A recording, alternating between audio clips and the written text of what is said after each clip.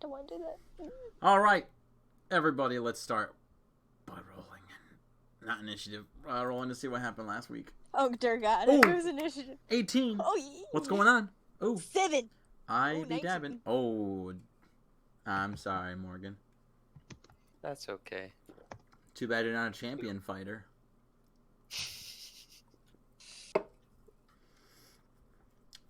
All right. So, Morgan, what happened 2 weeks ago? When we left off, we spent 32 days traveling back to the capital, and we went through every day. No, I'm kidding. So those are mostly notes. Dylan goes and gets a flying monkey, which is scared of me, and it makes me very sad. But it is adorable, and Dylan names it Business. As you would. And at some point, the monkey pulls out a leaf from Dylan's hair, sniffs it, and sneezes, and it's just the best thing ever. But anyway, we go outside with. We go talk with the king, and he introduces us to some people. We bury the princess. It's very sad. And then he goes outside and makes an announcement with a person on either side, amplifying his voice. And he kind of just announces to the city what's happened and what the plan is, and things like that. He afterward tells us that he is going to have gifts delivered to us at the Adventurers League, and the General Major escorts us to the League, handing us a symbol of his family, saying that if we need any help, go to the guards. We go into the officers' offices and get our cloaks, which are awesome, and they're Astrian blue, which doesn't go with my color scheme, but that's okay. The hood is a muted gold, and it is a cloak of protection, and apparently it makes us knights, or we are similar to Knights of the King. While we were gone, we find out that creatures from the Feywild have been attacking the Green Gate. There have been complaints from a merchant, and a few other incidental things. But Gordon Front comes out or maybe someone tells us to go see Gordon Front. But anyway, we end up in his room, and he throws a knife at us when we come in. But then he decides, he sees our cloaks and salutes us, decides we're great people, but at the same time, not the best people, because he ejects us from the league for a month. So, yeah, Cecilia's not very happy about that. We go outside, meet up with Melitotis. He tells us a story about his parents and how he never really knew his mother. Father. Wait, he never knew his father? His father left when he was young, and his mother raised him, and apparently she was like a bitch or something. Okay, my bad. Whatever that means. Whatever that means. Apparently, I miswrote Meltos' story. My apologies. But anyway, It's integral. I know, I'm the worst. But anyway, Dylan and Melitotis get to talking about the compass, and it is pointing somewhere to a place. But it's not north, because when they were in, not Porton, Seaport, the other port, it was pointing to the northwest, kind of toward the Green Gate area. And so we're going to head over that way at some point soon. And I need to buy a whip. That is on my to-do list. And Leon's coming with me. And that's it. I think we decided we were gonna wait a week, and then we were gonna start heading. I do remember that. Yeah, because that was gives us time, because the king gave me a letter, so that would give me permission to go pick up me and Leon's stuff at the prison. Oh yeah, and the mage guy was really angry with you about that. I forgot about what that. a douchebag! It's kind of involving himself in other people's business. Anyway, You're just upset because it made you stressed. Yeah, and also we need to go talk to. I was gonna wait till after I got all my money back, in case it'll cost money. But I was also talking about trying to find a cleric who might heal Leon's tongue problem. Oh yeah, I forgot all about that. You forgot your character doesn't have a tongue? Yeah. You're walking around talking like this, and you forget. All right. So, we shall start with with getting the money back. So how are you guys going to get Dylan and Leon's belongings back? Well, first I'd ask if either Leon and Joan, I can't bring both of them, but if Leon or Joan want to come with me to Seaport.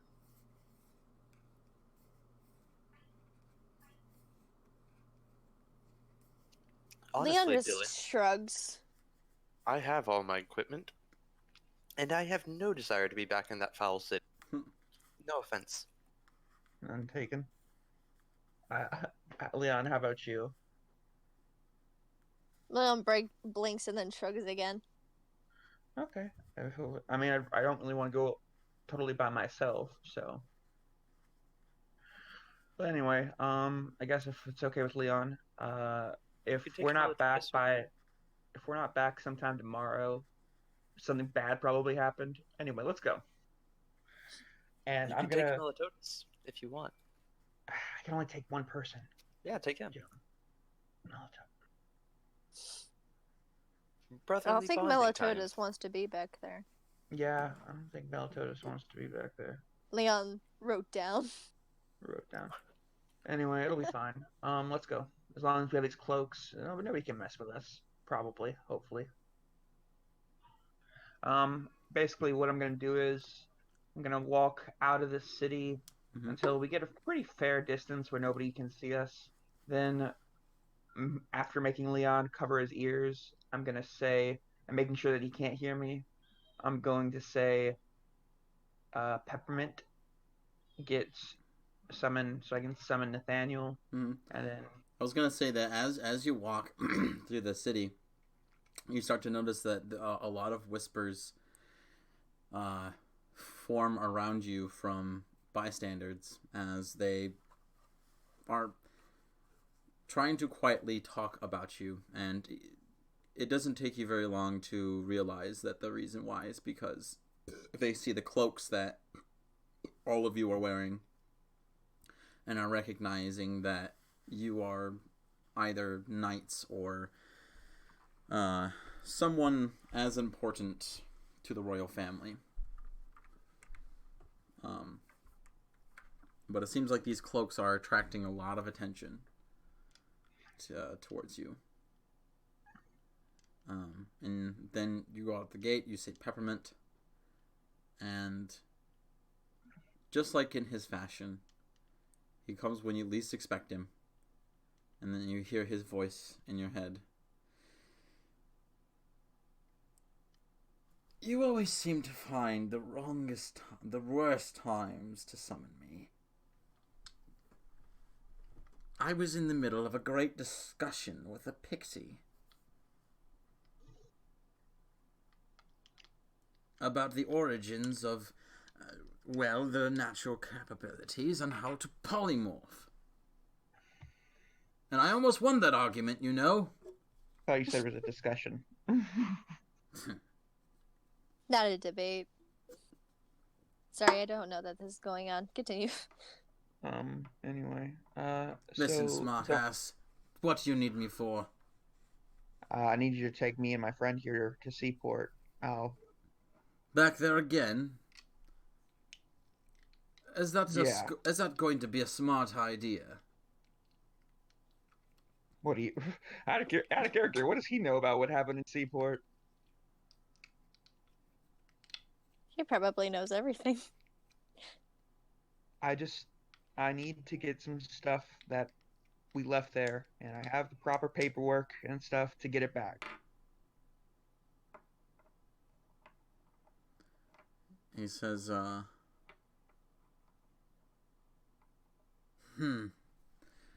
right.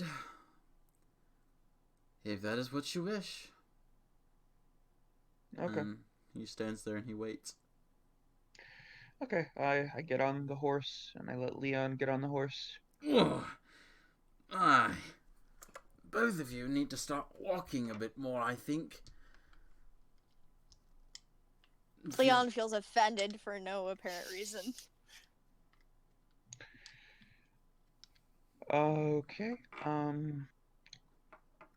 I'm And going then, to like make sure first before we start going anywhere. I'm going to make doubly sure that nobody's watching us. okay. Um, I mean, you don't see anybody watching you. Okay. Um, going to. I'm going to start riding the I'm horse. here, guys. Oh yeah. Okay.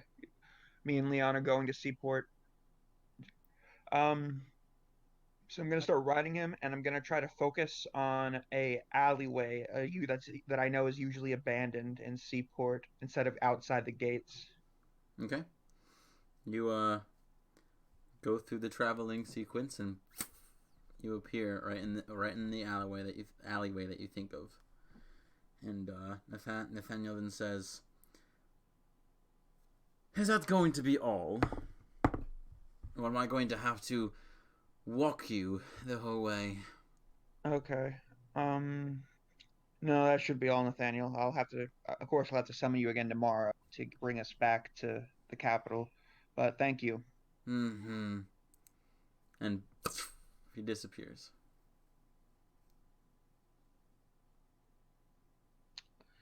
Okay. I make the hood. Try to pull down the hood as much as I can. Actually, I look at Leon and I'm like, do you think we should ditch the hoods while we're in town, or maybe we should leave them on? Leon like kind of thinks for a moment. It's just, I think it would be safe to leave it on. He writes down and shows it too. Right. Okay. Well, I'll just like pull it up, make sure, and then yeah. I mean, at this point, Dylan's like let his beard grow out a bit again. Mm-hmm. It's not probably as long as it was before he had to shave it last time. Yeah.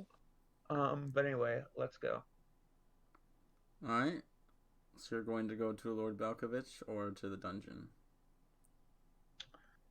to the dungeon. Alright. When you arrive at the dungeon, you notice that it's very eerily vacant. There aren't really any guards posted outside, and any windows that on the face of the dungeon that face towards you don't seem to have any light coming from within. The large, solid wooden door with I want to say iron brackets that reinforce it is closed. It's closed, but there's no guards stationed outside. Okay. And there I guess usually I'll try is. to knock on the main doors. All right, you knock, and for a few moments you don't get an answer, but eventually you hear, "Who goes there?" Uh, my name's Silvarius. I'm here with a colleague of mine. We're with the king, and we're here to pick up we're here to pick up the belongings of two people who were held prisoner here a month ago. You hear a couple of sounds of metal clunking and clinking and then scraping, and then the door peeks open a little bit, and you see an eye, a human eye, looking through the peek in the crack in the door. "Friends of the king, you say?" I like gesture towards the cloaks and the badges. "Well, looky here, boys. Looks like we have the Royal Majesty's closest knights. Everyone stand guard. Everyone, tidy up. Just one moment, sir." And then the door closes. And you hear like the faint noises of like shuffling and people like trying to quietly shout commands at each other. A few more moments go by, and then the door opens, and you look. There's like this main hall that has 5 doors, 2 on each, 2 on the left, 2 on the right, 1 on the farthest side. That one seems to be a fairly similar style door as the front door. It's reinforced with iron, very large, looks extremely heavy, and has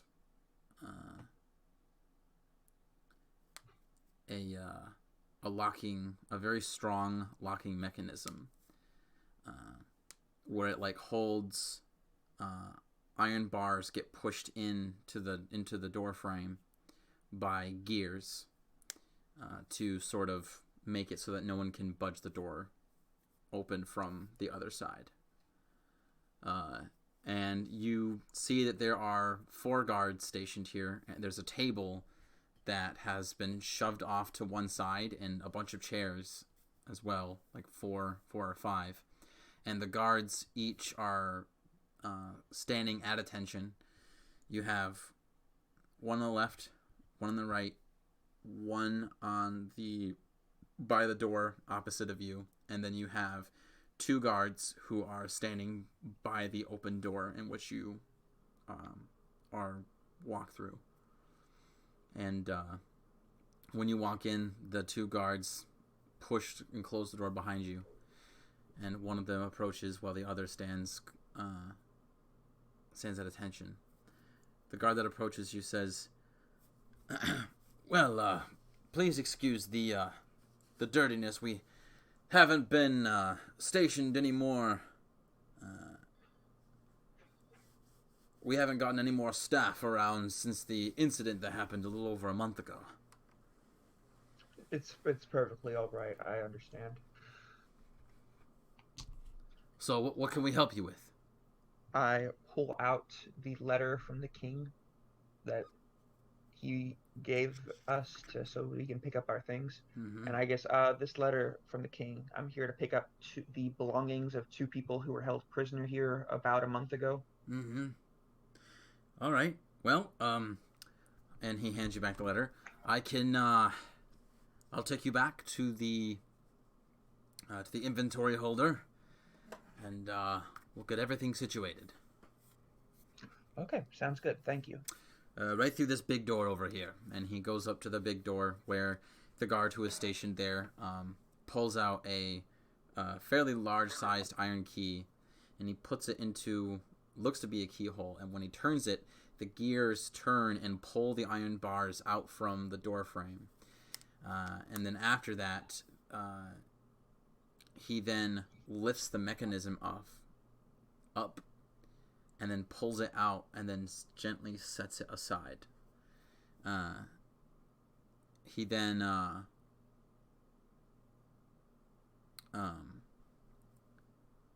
opens the door, and you see that there is essentially a large stone staircase that goes down. It is dimly lit through torches that go every 40 feet down. And it seems like a staircase that goes down about 60 feet. And the guard who is escorting you takes you down to the bottom, in which it leads to a 10 by 10 hall that stretches out and branches out.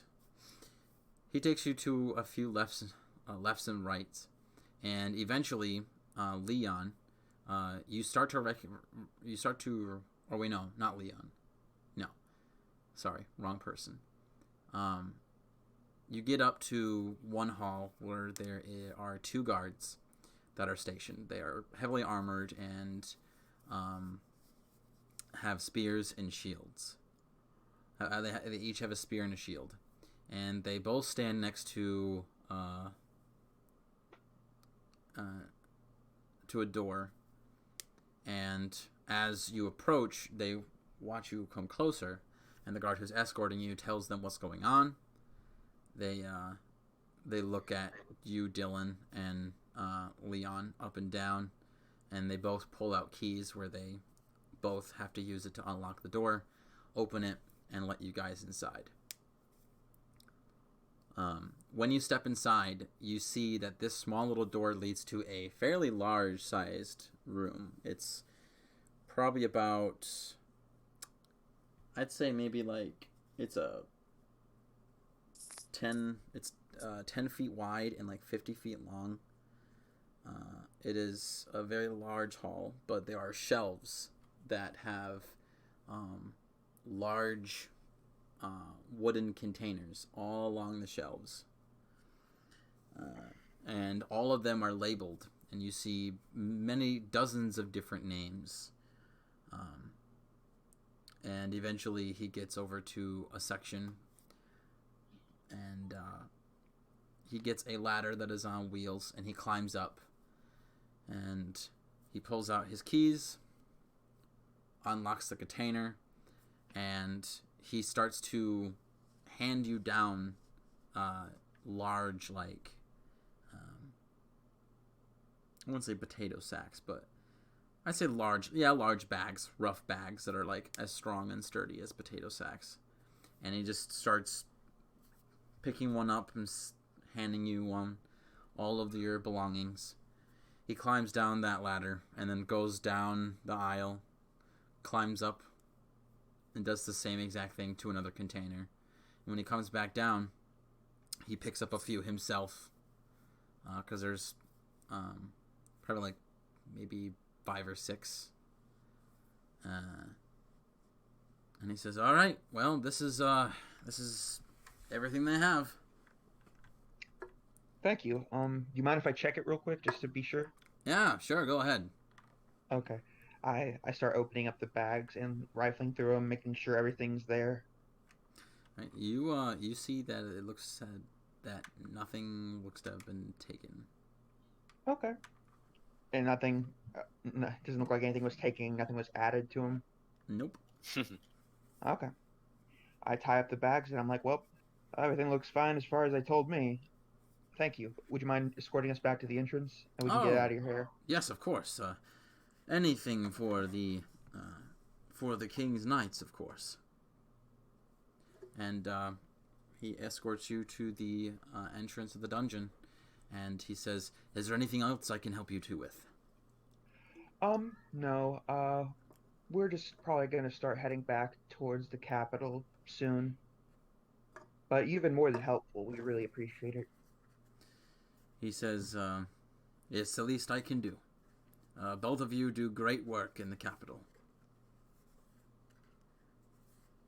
Have a safe trip." Thank you. You keep up the good work. He nods with a smile. And then doors close behind you. Okay. So, while that is happening, what is Joan and Mason doing? Well, as I left, I will just go take care of my whip shopping alone. Oh, sad. Poor Joan. So I look for wherever. I think you said I would already have an idea for where to find it. Yeah. I'm gonna hit the part of town and try to buy a whip, and I'm wearing the cloak because my friends are wearing the cloak, and I want to see what's going to happen wearing the cloak. Okay. I'm gonna make a quick roll here.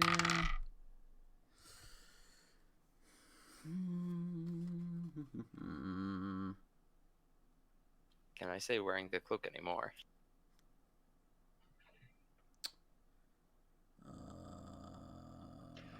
Okay, so on the outside color, they're blue. But what's the inside color? It's the same colors. Okay. Who's a blue? I love blue. All right, so you can find someone who will sell a whip to you for 4 gold pieces, and 4 gold pieces and 2 silver. It's awfully precise. I hand over 4.2. Dude, do you think we get discounts for this? I think we might. This is why I'm wearing the cloak. You're so smart. The shopkeeper seems to be honored that you have come and shop with him, but it doesn't seem like. Yeah, to you would know, Joan, that 4 gold is fair price. Yeah, I'd say is a fair Okay. price. He's not like overcharging me because I think I'm wealthy. No. There you go. Okay. I was thinking Hand the over same the money. thing. So, Mason, what are you doing? Last thing I was going to say is because Oh. they're going to be gone for like more than a day, I'm just going to go out of the city and hang out, not like right outside. You know. What do I think? What about me? What are you Oh. doing? What am I doing? I'm probably chilling, maybe waiting for my sword coming through the mail. I guess. Alright. So, So we will skip a few days until the next event Oh. happens. Oh, I was going to see. Obviously, after a few days, we'd be back in town. But I was going to go before we left Seaport. I was going to go check in on the bait and tackle. Yeah, same, because I'm going to leave them a present. Not Okay. really a present, it's a I'm sorry gift. So, you get over there, and you notice that it is extremely busy. It is the Oh. busiest you've ever seen it before. Good for business Oh, to be nice. interrogated by the king's men. Or not king. Not the king's Duke. menu, but yeah. Before we go in, I look at Leon. Like, do you think we should lose the cloaks before we go in there? Leon nods. Okay. I put the cloak in my little bag where I can pull it out easily if I need to. And I'm gonna go walk into a place, keep my head down, and walk to the bar. Alright, you can see that when you go in there, you see that there's a large line outside the front doors. And you see that there is a fairly large man who stands out in guard. And you walk up, and he looks at you, and he stands in front of the door. And he says, "The line starts back there." What's got the a line bouncer. for? Admittance. What? Admittance.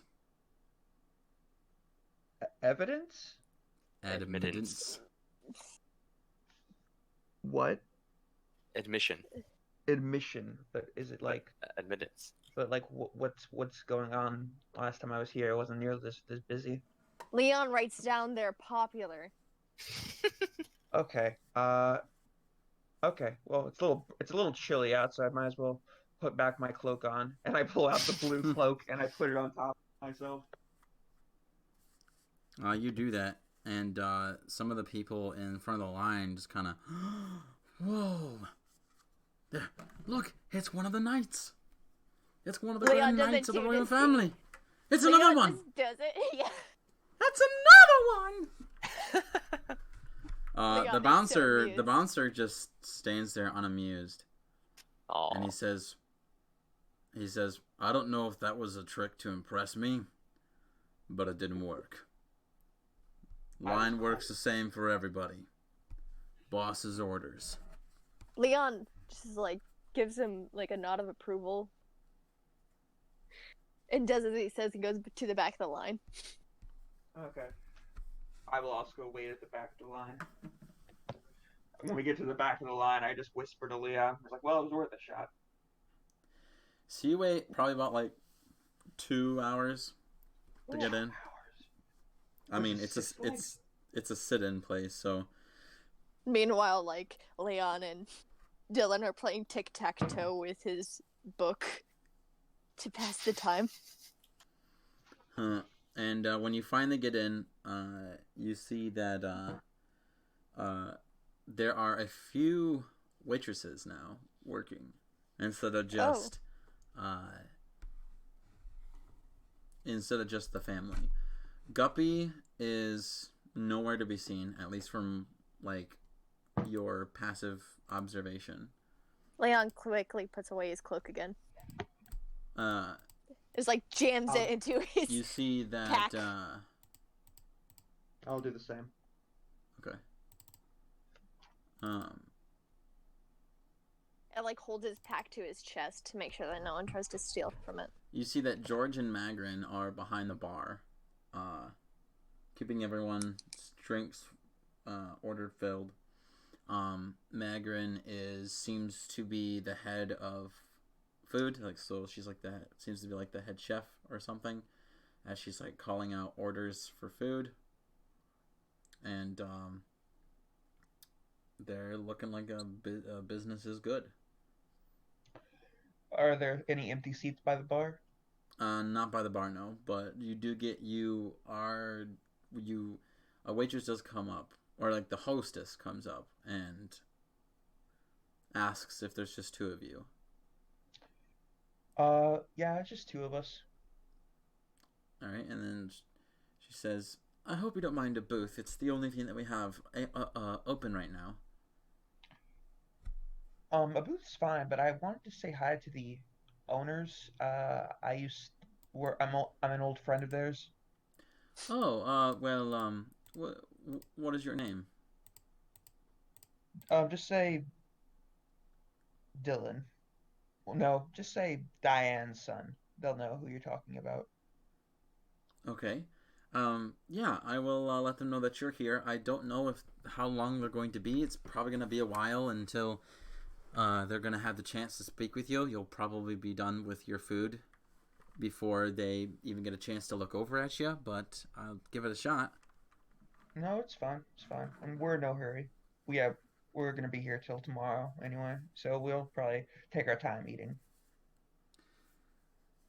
She nods and says, "Sounds good," and then she leads you over to the booth, and she puts down, or she then says, "This right here is Tiny, and she will be your waitress for today." And then the hostess goes back to the front, and you then see that there is a girl who's probably about anywhere from 4.5 to 5 foot, and she doesn't have much to her. She's an absolute twig, and she's got kind of like a pixie cut with really bright blonde hair, almost white, and she has brown eyes. Comes up to you with her waitress outfit, and she has Sorry, what's her name again? She's not a very important character. Tiny. Thank you. She says, she approaches and says,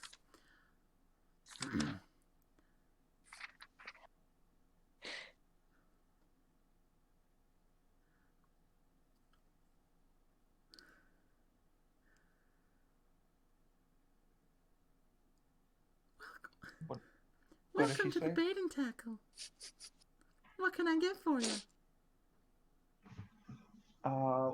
What are your specials today, ma'am? Well, and she starts to think for a few moments. "I think what we have on the menu today is, I believe it's sugar carrots and horseshoe crab and sorry, I'm new to this job. It's fine. Leon just smiles. I just got it a few days ago. How about you just bring us whatever the chefs recommend, and we'll pay for that. Okay. My name is Tiny, by the way. It's nice to meet you. Also, 2 bottles of your finest mead. Okay, will do. And she turns away and walks over towards the kitchen. And you see that they have a spot. It's, oh my goodness, I can't remember what it's called to save my life. It's one of those stands that like a speaker would stand behind. Podium? Yes. There's an actual word for it besides podium. There is. Is it a stage? Like a. No, the thing that you stand behind. As long as you know what I'm talking about. You see that some of the waitresses stand around it, and there's like as they're like writing something on like a feather, and they're all kind of like waiting to take their turns. And then after they write something, they take the piece of parchment and they stick it towards a window to the kitchen, as if they have to write down their orders. Lectern or So- podium. I love Yes, this so lectern. much. So it seems to be that how the system goes is that they take the order and then they have to walk to the lectern, write it down, and then put it to the kitchen. It's not super effective, but it's what they have. And you wait a few moments, and again, it's still pretty busy. I mean, even when you were in line, the line still didn't seem to stop. But eventually, Tiny comes back with the mead, and she says, "So, George wanted to let me know to tell you that, he says that he's sorry that he can't say hi. And that, he said that the first round's on the house." That's greatly appreciated. Mm-hmm. Would you mind asking George if we could wait till closing so we have the chance to talk? We're Closing? not busy. Well, I don't know if you guys want to wait till closing. The kitchen What time? closes at just about at dusk. And I don't think the inn closes until probably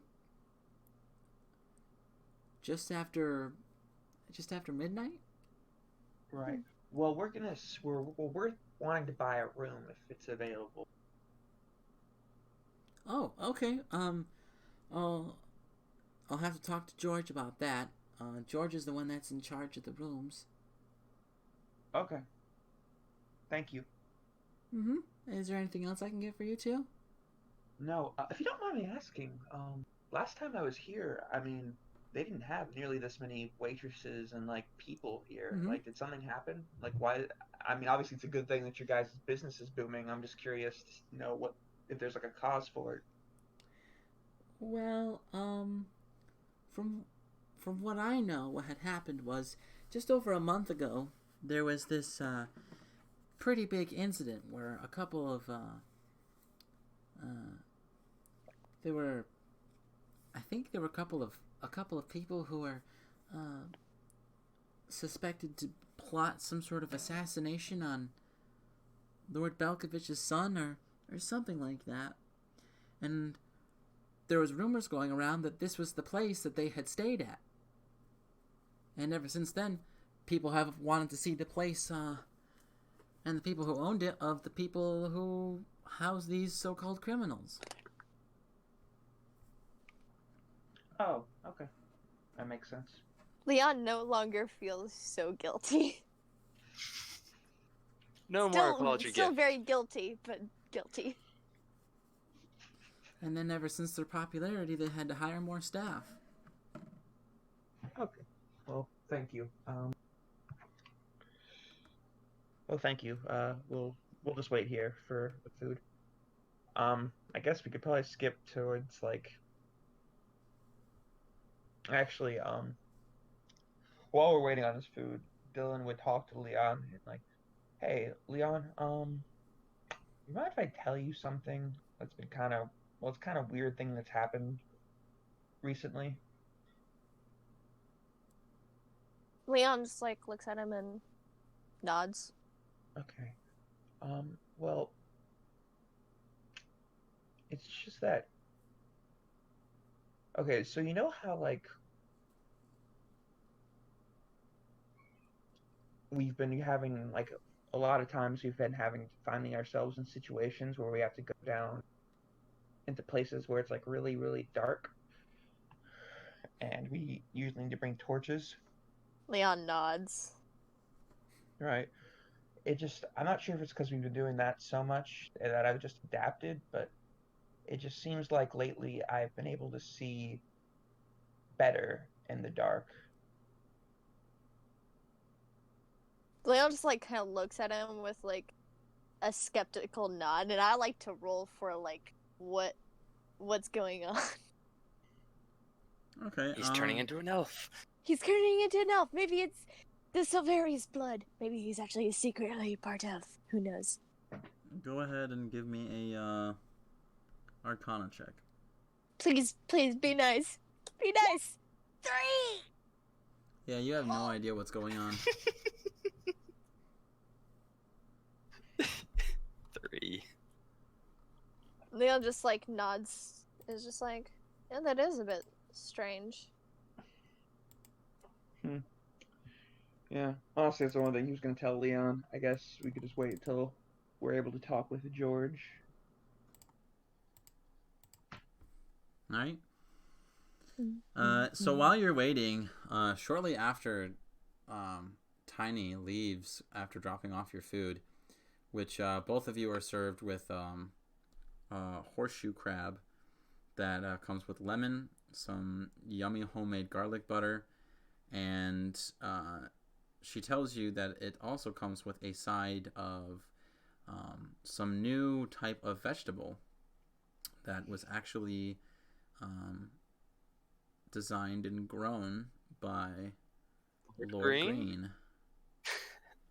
It is a type of seaweed that can be grown on the shore, rapid and is extremely nutritious. She says she personally doesn't like it. She thinks it tastes too salty, but apparently Nothing's too salty for Leon. Apparently, people have claimed that by eating it, they have become stronger.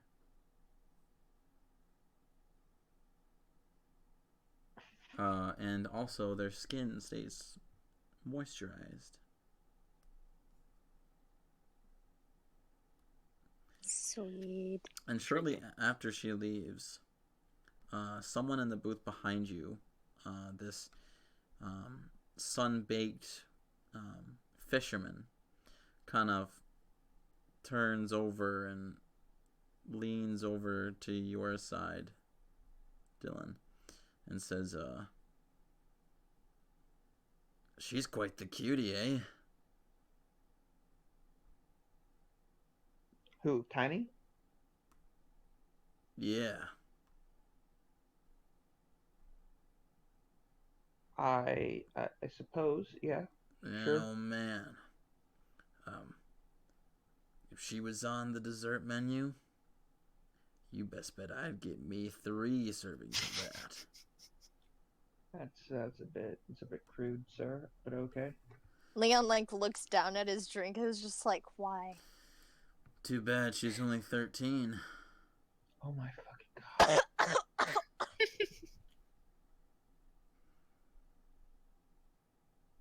Wow. Oh my. Leon is now questioning why she's even here. That's It is all right, extremely though. young. I'll give her another year. Oh my god. And after I'm done, you can have her. And then he like nudges you. And then he sits back down. And then you hear him and some other visitor probably across from him. They both kind of chuckle to each other. Leon legit kind of breaks his glass a little bit. Dylan just has like his mouth is wide open and his like eyes are squinting like the most face of like surprise and like disgust you can imagine. Like Yeah, next time Tiny comes over, Leon is just like, I'm so sorry for all the harassment that you probably get. Men are awful. You say that to Tiny? Yeah. She will tell you that she has no idea what kind of harassment you're talking about. Leon looks up too. This guy is just like, thanks a lot. At least for now. But it's probably food best looks that she good. learns some self-defense. Honestly, Andrew, you're the best DM when it comes to describing food. Oh yeah. Am I? Yeah. Yeah. I'm hungry. Oh, And okay. I just ate. That's good. I had a I've, sandwich. I will eat everything that is on my plate. All right. When Tiny sees that your plates are empty, she will obviously take the dishes away, and she also hands you a key, and she says, George had said that this is on the house as well. It's he's giving you the oh, what did he call it? Oh yeah, the captain's cabin in the back. It's something new that just got finished built a couple days ago. It's really expensive. It's like how much is it?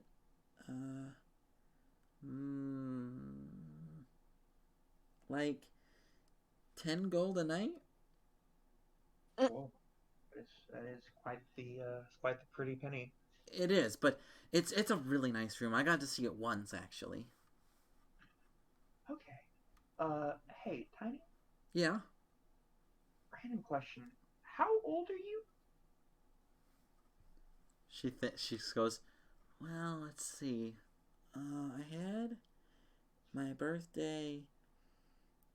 How many days ago? 1, 2, 3, 4, 5, 6, 7, 8, 9, 10, 11, 12, 13, 14, 15, 16, 17. A few months ago. And when did we celebrate? What year was it?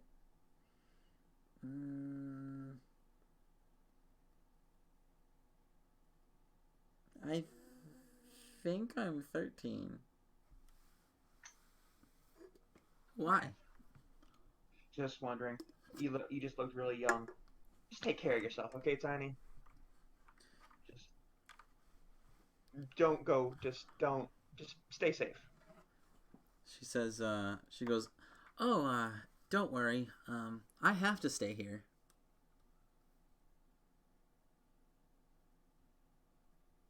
What?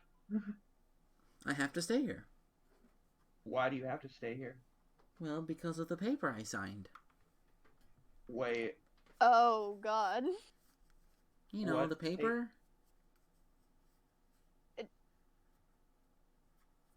What paper?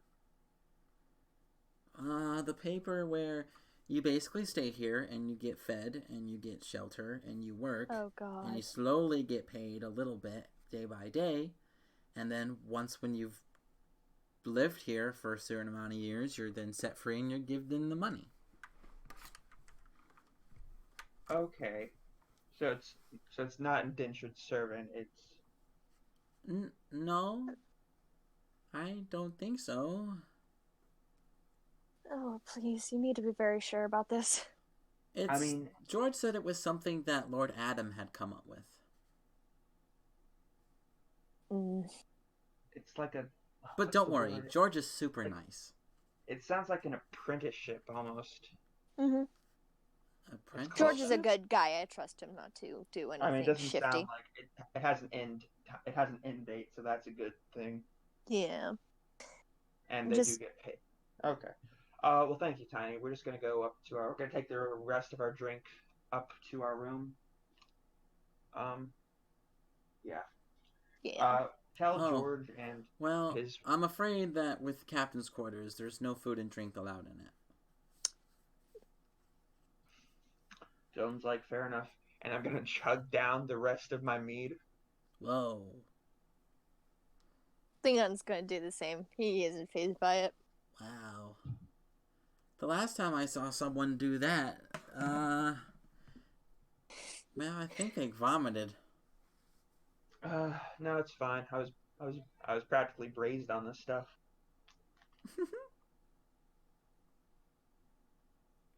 She will then leave you two to it and attend to other customers. Well then, just tell George and his wife whenever things die down or they're closing, if they just stop by the room, we could talk briefly. I'd appreciate it, Tiny. Okay, I will try to remember.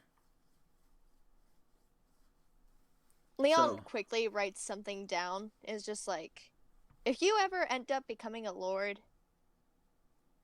perhaps you should pass something that allows women to learn self-defense. Is that Just against some the basic law? self-defense. I don't think that's against the law. I think women I legally think can. I think what she's trying to say is that you should make it enforced that women should learn how to do self-defense. Yeah. Not enforce, but like Oh. make it more available. Make it more available. I mean, yeah, I could do that. I think Yeah. I'll definitely keep that on the list. I'm Yep. also gonna have to work on these child labor laws. 13. She's 13. No, she's 13. It'll make her grow. We'll give her character. No. It's just Get some calluses in her knuckles, you know what I'm saying? No, if it was, please. if it was 13 and working anywhere else, I'd probably be like, okay. But it's like At a bar. It's like a a bunch of nightclub, weird yeah. old men. Ugh. Drunk, no less. Yeah. Heavily drunk. That is not a disaster, my friend. Yeah. No. No It'll bueno. be fine. No bueno Let's- nada. Let's go to the room. Drunk men can control themselves. That's a lie. Alright, so you go out to the back, and you do see that the back of the inn actually looks quite different, where it kind of looked like a fairly like open lot in like in an alleyway where it looked like so you could actually build like another small house. You see that there is what looks to be a large one-story house, probably about the size of like an average cabin, and there is a path that leads towards it of like stones, like these large rocks that lead up to it, and there is a wooden sign that hangs over the door that says the captain's cabin. It's just a cabin, literal cabin house behind the inn, and you approach it and you take the golden key, and when you open it, you immediately smell the smell of salt of the sea, and you see that there are decorations of like an old rusty anchor hanging on the wall, a navigation wheel of like a ship. There is on the opposite side from the door where you walk in, there is essentially a king size bed, right, that's raised up a few steps above a few lounging chairs and a lounging bench seat, and at the center, that is kind of a little more down into the ground, is an iron square fire pit, and above it in the ceiling is a chimney where the smoke can rise and leave. And there, the walls are painted a baby blue, and you do see that there is a set of wooden stairs that lead up to a second floor, possibly. And there are dressers on each side of the bed as well. Clothes? Is there only one bed? Yes. I look at Leon and I'm like, so, what do you want the bed? Should I take the bed? I mean, we could share. Like, I feel like we've known each other long enough to. Leon just shrugs. So like if we're gonna sleep, your head is sleeping by my feet, and you're gonna at least dress up like a woman, because otherwise I won't feel comfortable. Nah, I'm pretty sure Dylan swings both ways. He does, but I don't know if Leon does. Leon doesn't care. You remember he had a crush on Vorpal, remember? Yeah. Oh, right. Did he? Yeah. What? Yeah. Oh. I thought you were gonna say Davion, but And Davion.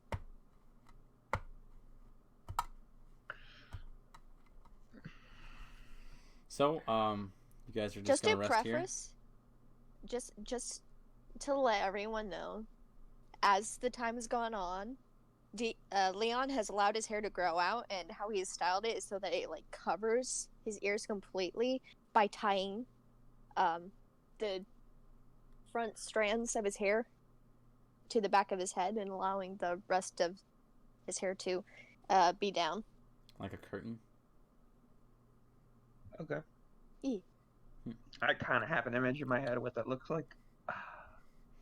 So, you guys wait here for hours until it gets dark out. Like, dark out.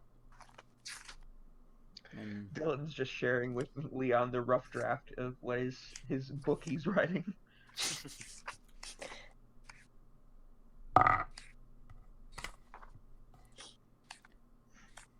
so, do you guys go into the inn to check on, George? Yee. Sure. So you walk back when you go around.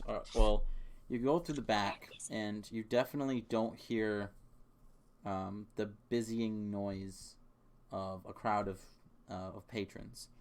When you go inside, you see there's probably about like 10 people who are there. All of them either drunk or slightly buzzed. And you see George is more laid back, but you could definitely tell that he's extremely tired. Okay. The waitresses are gone. Guppy isn't around still. And Magrin is gone. It looks to be just George is manning the tavern right now. I walk up to the bar where George is, and I'm like,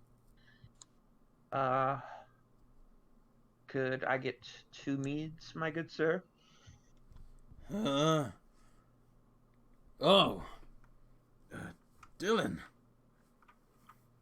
And Leon. I smile. Leon? Yee. Sorry, I'm so damn tired. I understand. Understandably so. You know, that day was both a blessing and a curse to the family. We've made more money than we can even handle. I mean, in the past month, I've been able to spend money on building that cabin and still have enough money left to, well, retire and be done. And I'm honestly surprised that the Lord hasn't taxed us heavier on how much money we've been making. Well, I think you and your family were due some good fortune. I'll say. Where's Guppy?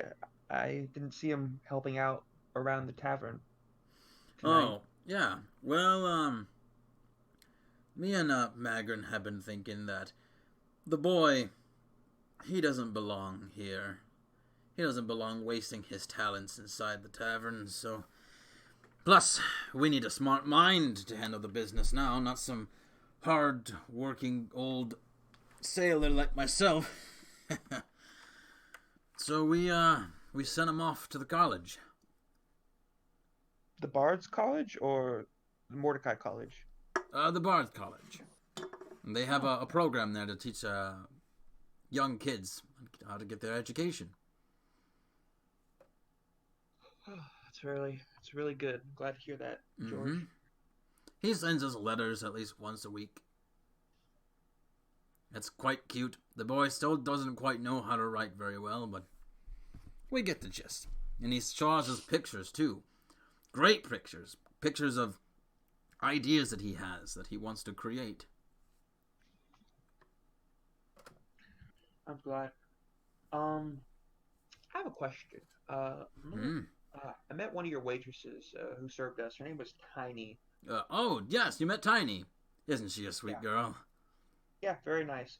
How is the way she mentioned she was employed? I was kind of confused. Is she like in an apprenticeship with you? No, it's one of the servitude methods. I heard about it from it's It's the way that they do it over in Porton. Basically, someone signs a contract that basically states that you live on this estate and that you have to do everything that the owner of it says so. But every single day, you're paid a certain percentage of an amount, and then after however long they want you to work there in the contract, you essentially get that payment at the end of your contract that's due. And she signed up for 5 years. So she'll be 18 when she's done. Okay. And if you're worried about her family, and he kind of looks around and he says, to be honest with you, I was quite skeptical on hiring the girl, because the girl came out of nowhere. And I had a few friends of mine who are still out in the docks investigate, and they can't find any one of the description of what she said of her parents. I'm afraid that either she's a runaway or Why does the name Tiny sound familiar? Does Dylan say that? No, he's. I'm saying that out of character. Why does Tiny sound so familiar? Hmm.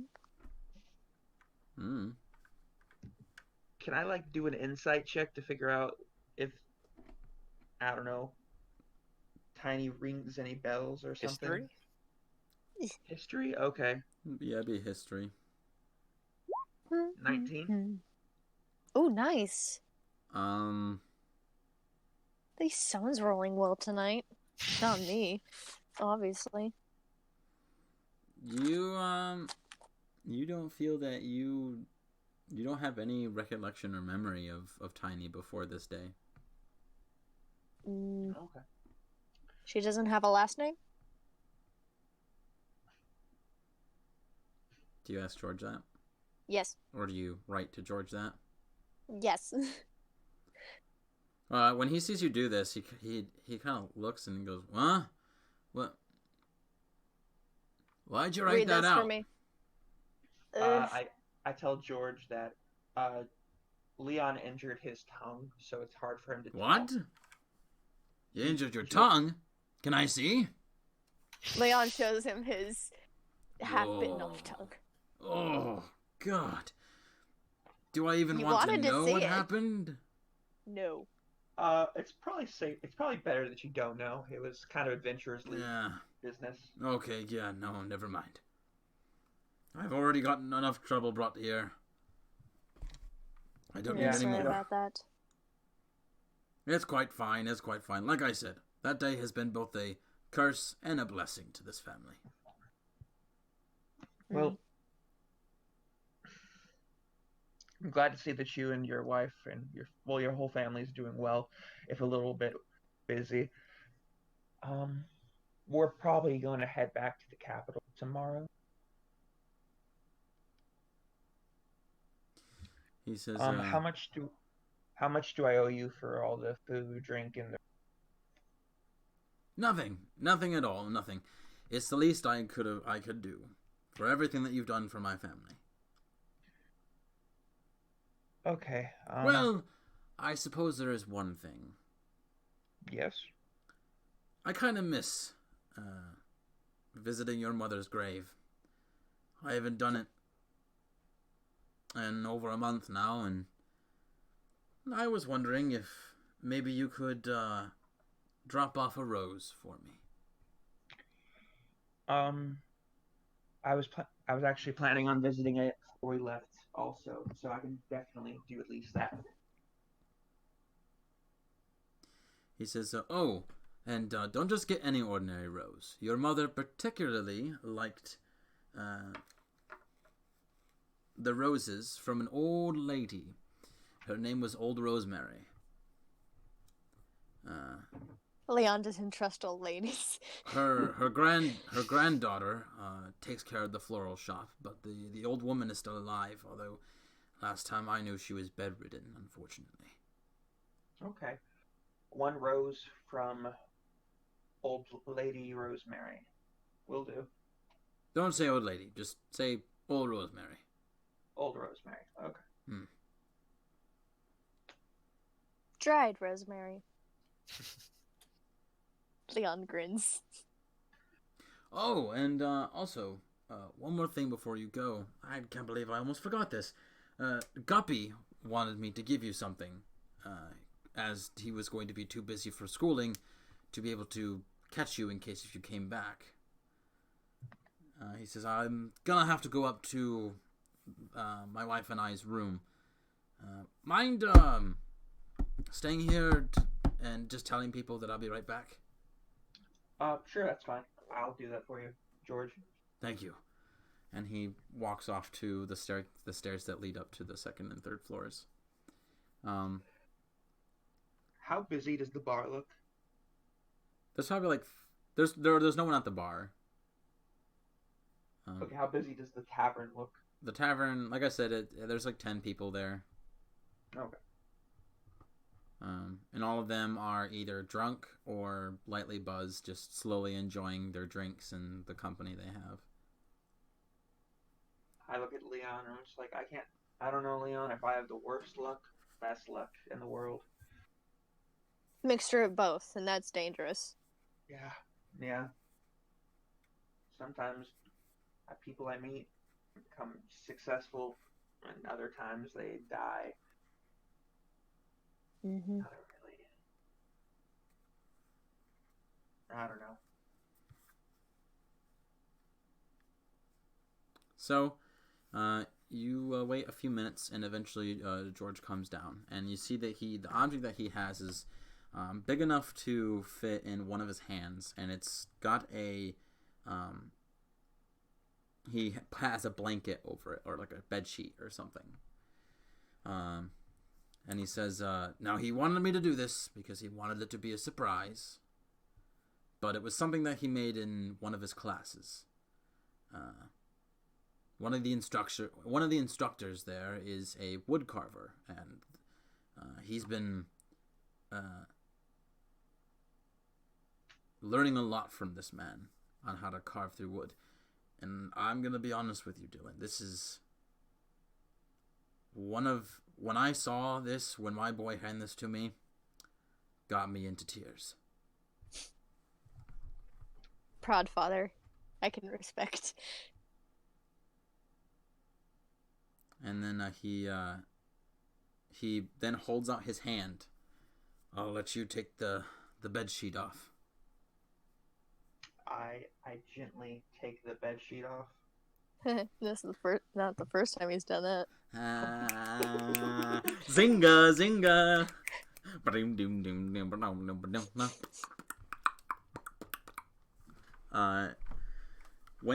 When the bed sheet is fully pulled off of his hand, you see what rests in his hand is a wooden harmonica. Ah. And on the top, engraved, it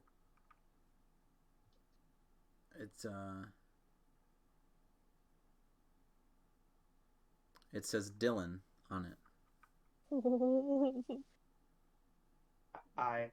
I'm like completely like speechless, and I like very gently pick up the harmonica, and I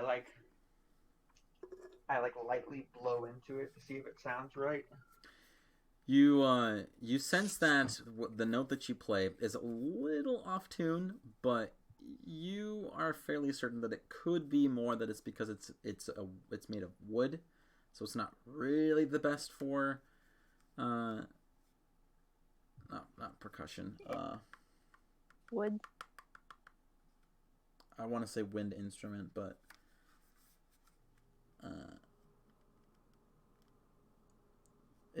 wood isn't the best material for an instrument like a harmonica. But it's smooth. He sandpapered it. You also feel that at the bottom there's also a small engraving, and you see that there is a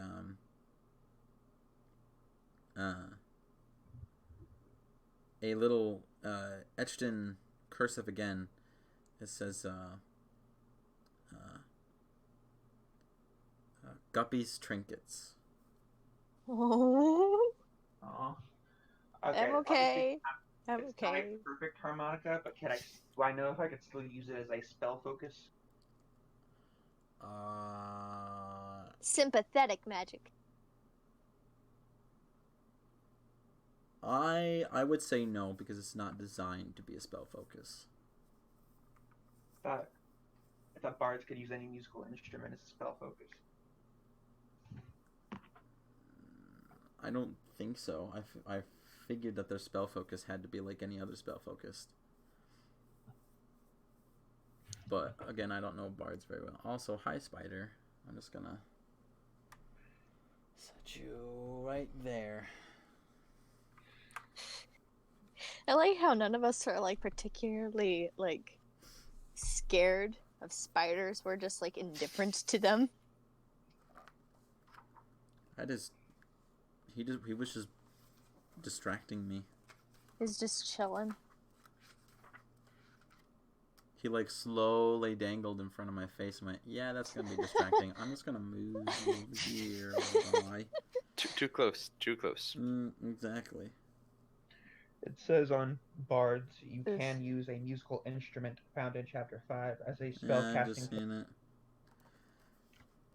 And yeah, sure. I'm gonna have to come. Yay! 2 spell focuses. Ooh, yay! I Except for told one of them George- is very vulnerable to the elements.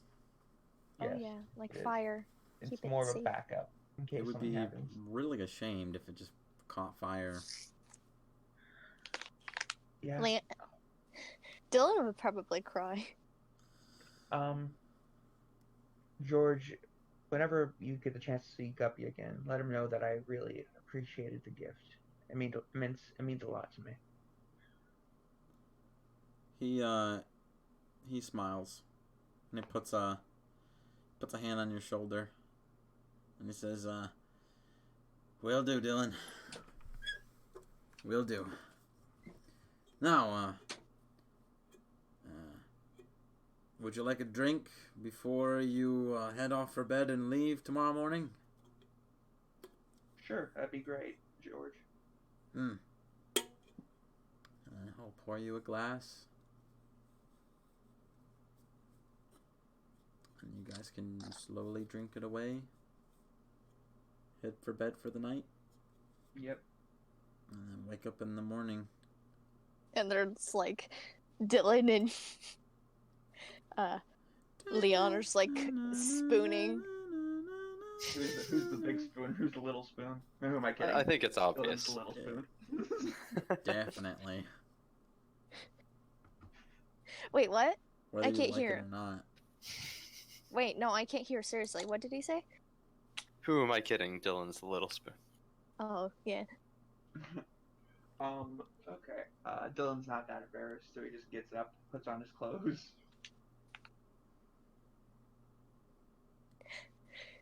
When you're such good friends with someone, you're not even fazed by spooning.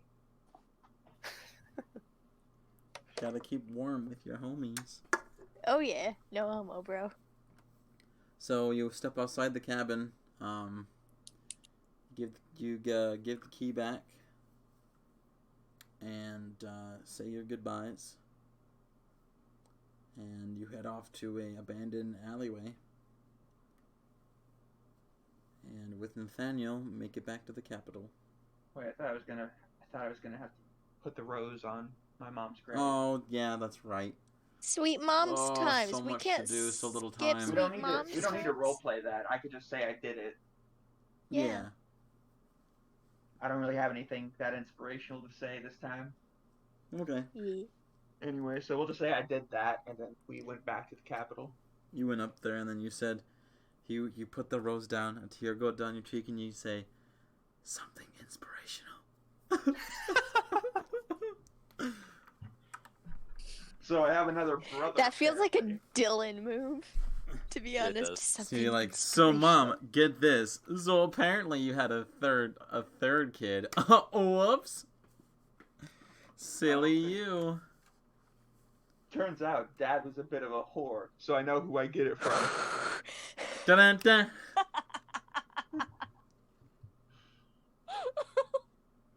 So, turns out, Dad's a bit of a slut, not gonna lie.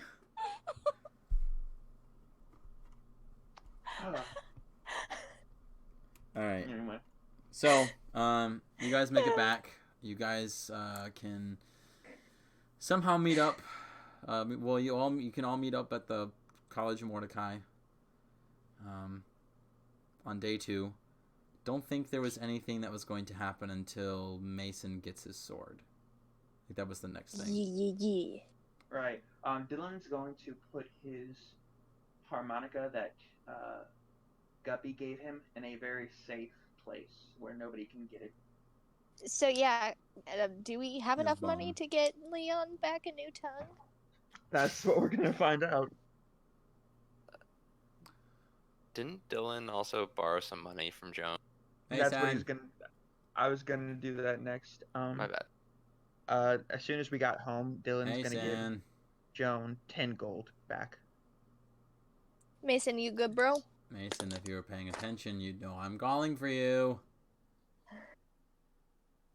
Alright, he gets his sword.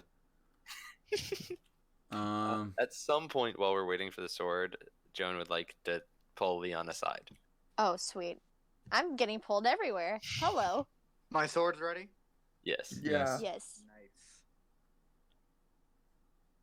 And I was just Alright. getting pulled aside once again. Was eating food. Everybody feels very confident confiding in Leon. Oh yes. Leon is the top tier confidant. So you pull Leon aside. Yes.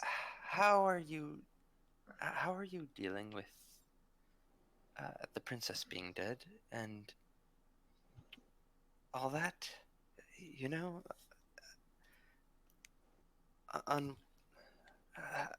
are you all right? Leon just like stares at her for a little bit and is just like slowly processing now. Since he had the chance, just like, well, feel more like a failure if that's what you're asking. Oh, look, I mean, I do too. I didn't want to see her dead, but I'm sad, but at the same time, we are now beholden to the king, and I'm starting to feel like I am caring for these people, which you told me not to. I don't know what I should be doing, what I should be feeling.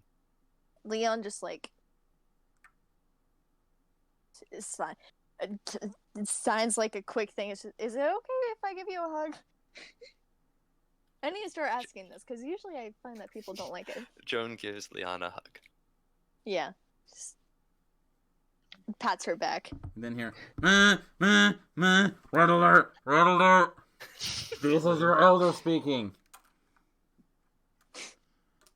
You're violating the laws. Where I like how it's like the three of us are so close, and then Mason's Yeah. like standing off to the side. It's like three amigos and Mason. And the Leon- trusty sidekick, Mason. Leon quickly I'm just here to be. writes something down. It's just someone very dear to me taught me, and it's one of my closest memories and most recent from past events. But she told me that emotions are not something that should be feared. It's just how we act on them. It's a very wise woman. Very wise woman. You just stole the words out of my mouth. That's probably you that said it. Was this your wife? Leon nods. You're ruining my moment.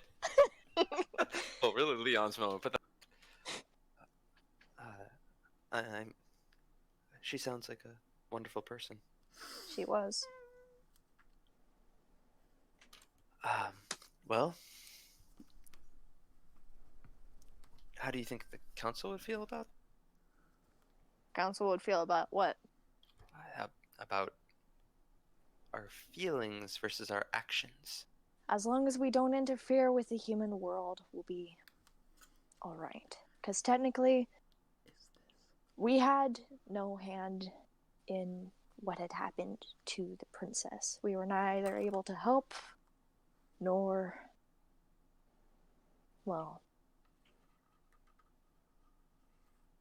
you know what I mean. As long as we don't have that much of an impact on what happens here, I'm pretty sure we'll be okay. You just Fair gotta lay enough. low. And Dylan is very questionable. Watch him. How is Dylan questionable? You know how Dylan is. Meanwhile, Dylan's like sitting over like on the other side of the room, like writing things down and like playing different notes on a harmonica, like. He's Like, oh, Dylan, curious. that sounded awful. Did something happen in That's better. Seaport I should know about? No, he's just curious. A lot like elves. To be I honest, see I what don't think we're that different. But I didn't say that. Fair enough.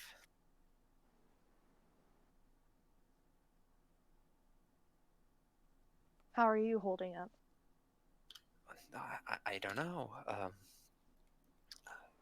I feel I wish I could have done more, but then maybe I would have been in even more trouble if I had. But I'm not exactly sure how I should be feeling. I'll be over it soon, I'm sure. A few more months. Yeah. It's the past now. We can't change that. All we can do is look forward towards the future. Can I tell from the other side of the room that Joan and Leon are sad? Sad elf mood. Yeah, You give can me an feel it in the insight air. check.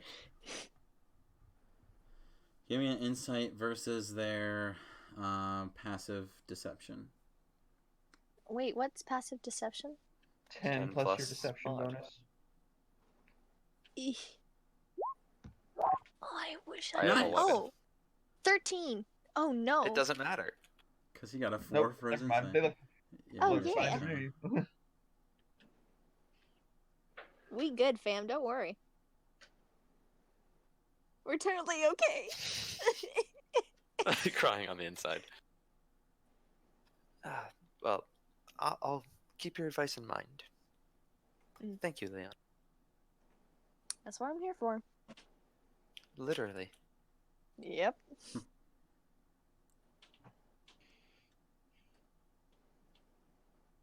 What did you do to your hair, by the way? Desperate times? I had to cut it so it wasn't as obvious and I could hide it. You know, I had to look diseased. Yeah. That's unfortunate. Later, I'll fix it up for you. It. What? It's not that bad, is it? I mean, I'm sure it's grown. I'm sure it's grown out since you did it like a Yeah, but month it's still really choppy around the ends. Yeah, like really choppy. Really choppy. It's that bad? It's kind of like a small child taking a axe to wood, but God, not okay, please fix finishing it the job. sometime. Thank you. Yeah. I owe you. Yeah. I know. Okay, so who wants back over to Dylan?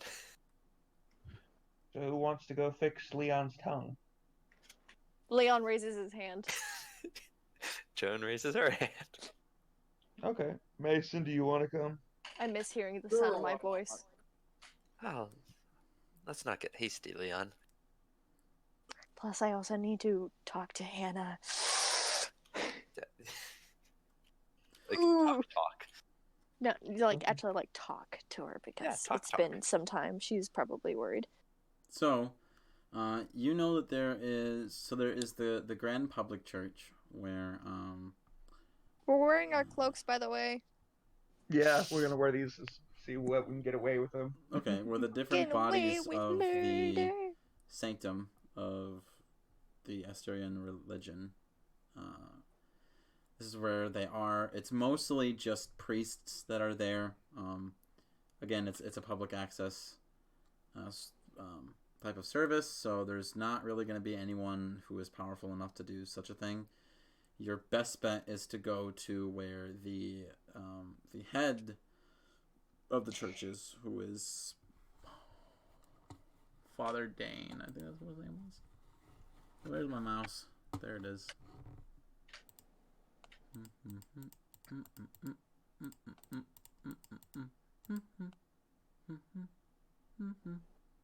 Okay. Let's go talk to Father Dane. He's gonna be in the castle. To the castle. So you are allowed access in, thanks to your cloaks. Oh yeah. And Swagger. you guys have no idea how to get to the building of the church. Eesh. We will ask directions. From the guard, because Dylan has a special pendant. Yeah, I show him the special. We're pendant. abusing our powers. I feel We're so abusing- awful. like all good players. We abuse any powers we were given. Excuse me. Could you show me the way to get to Father Dane? Yes. Go down the main hall in the palace. You're gonna go to the large branch to the left. Inside of the west branch, you're gonna want to go to the. You're gonna want to go to the north side of the west branch. That is where the chapel is built. It's also the living quarters of Father Dane and his cardinals. Okay, thank you. I follow his directions. So you see that, like, in the west wing, there's a large door entrance with windows, window panes that have the decoration of three figures. One to the left is a man sitting in front of a sun with a, he's wearing a breastplate with a golden sun emblazoned on his chest. He's got golden flowing hair, and he wields a sword up to the sky and a shield in his left hand. Guessing that's Soul. To the right side is a woman kind of sitting on a crescent moon,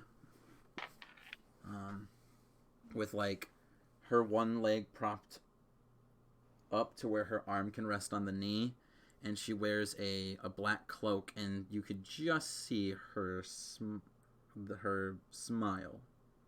Oh. Where she has, like, black lips. And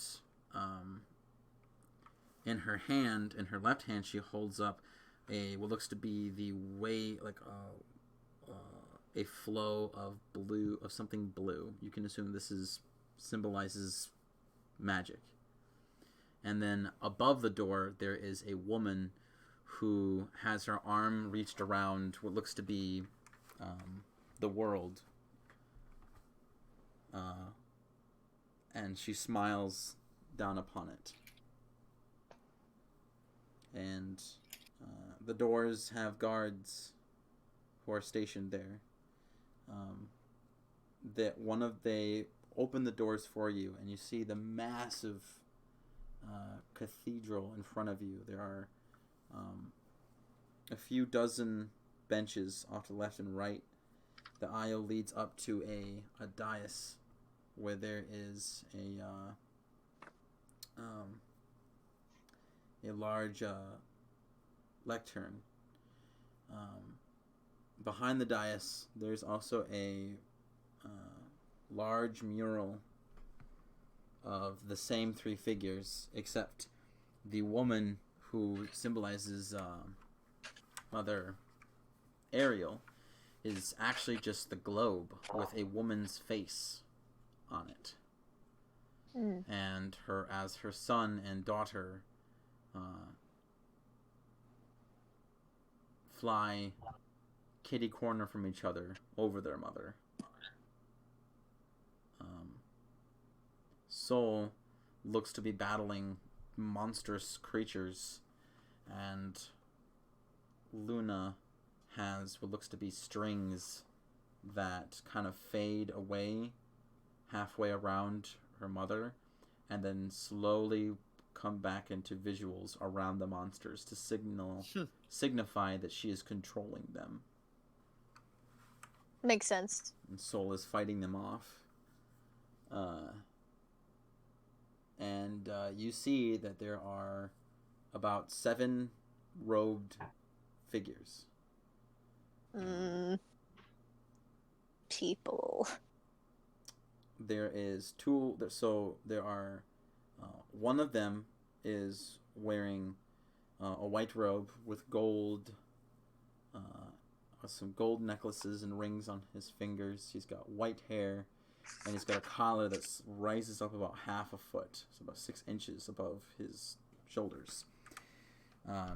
Standing around him, there's a man and a woman. So there's a man and a woman that is wearing green, a man and a woman that is wearing white and yellow, and a man and a woman that is wearing black and purple. And all of them are singing a harmonizing song, as the elder man in the center of them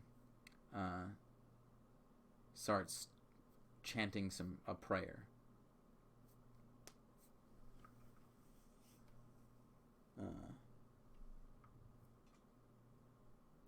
And they don't even notice you enter the cathedral.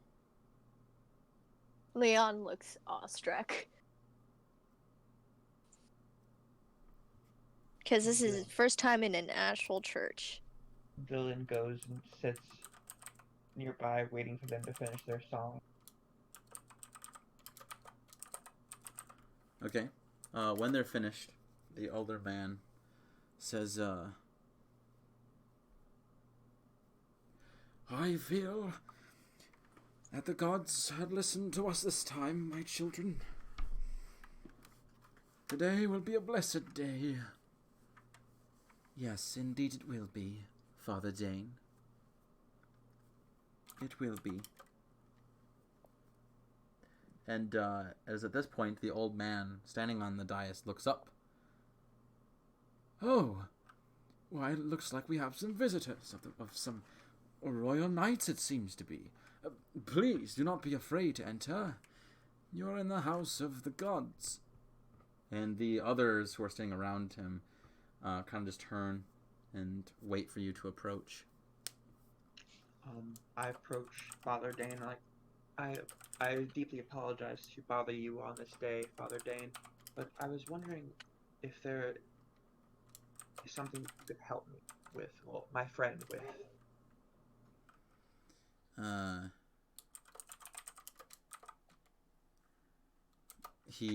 His bushy white brows narrow.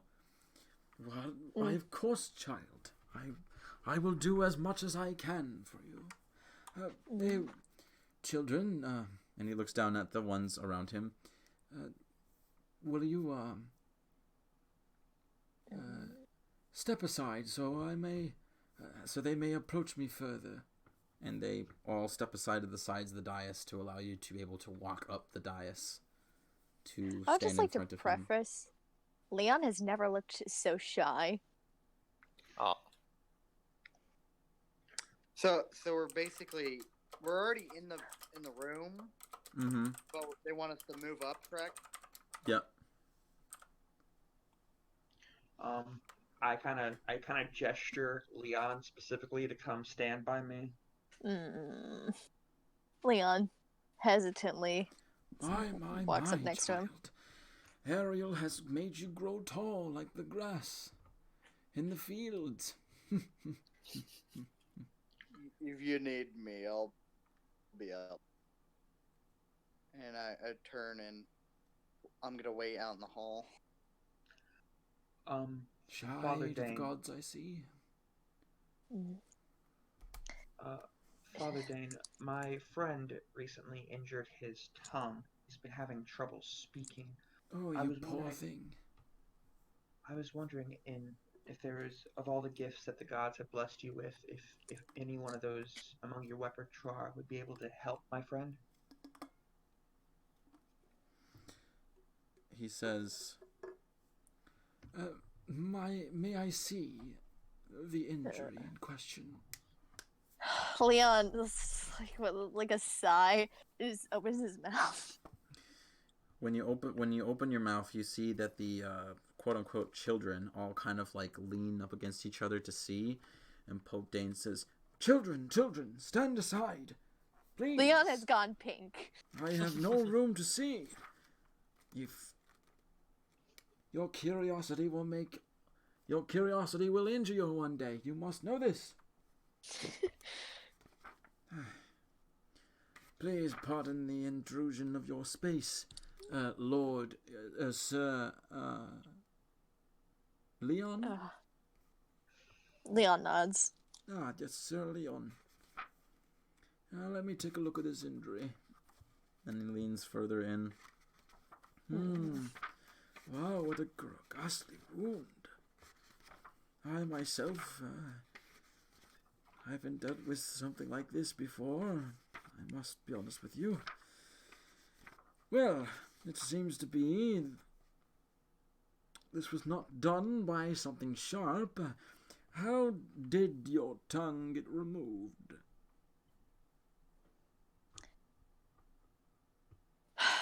Leon writes down, to be honest with you, Father, I bit it off to protect those who I love. I see. You're very brave, Sir Leon. Very brave indeed. I can tell that Sol had watched over you in that moment. I'm sure you probably felt his guidance, did you not? Leon is just like, yeah, I definitely felt him alright. Oh, my stupid headphones.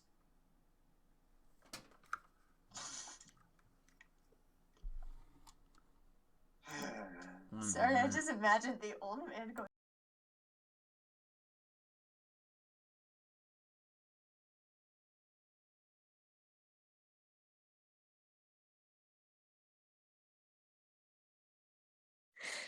They're pretty hip, aren't they? The children had downloaded the latest music. This one, I think this one was made by, what's his name? I'm crying. What's his name? 21st of the Savages?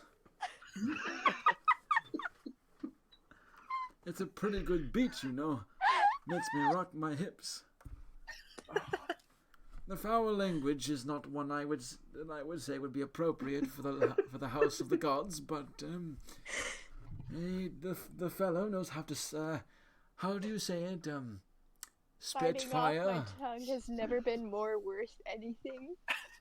I'm not quite Than to sure do here why they today. call them rappers. They seem more like pyromancers to me. Oh my god, don't because seem they like- spit fire. They don't seem love to really wrap things up. They seem to more like what do you children called again? Spitfire. Spitfire. Yeah, I'm crying. I've actually made my own rap, you know. Oh no. Oh, Please, Here it goes. please. No. Well, I wrote this Yes. song for the Christian youth. I wrote this song for the Astrian. I want to teach kids the Astrian truth. If you want to reach those kids on the street, then you gotta do a rap to a hip hop beat. Well, That's it looks actually- like we're burning down a house of God. No.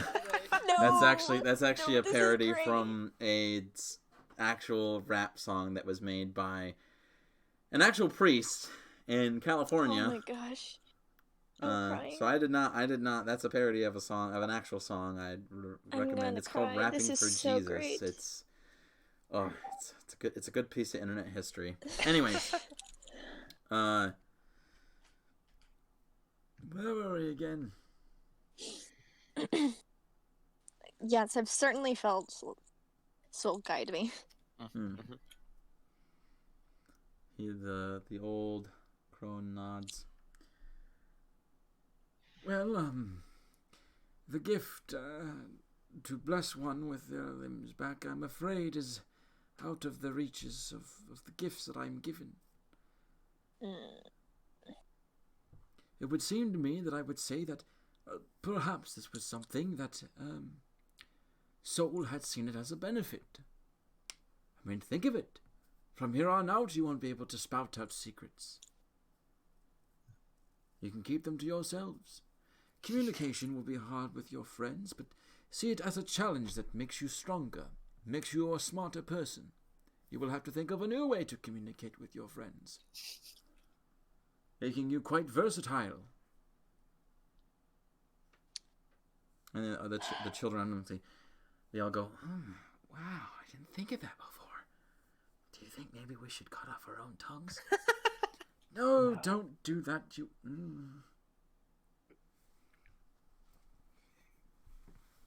Sorry, Father, I didn't catch that. You hear Mason outside loudly out in the hall. Self.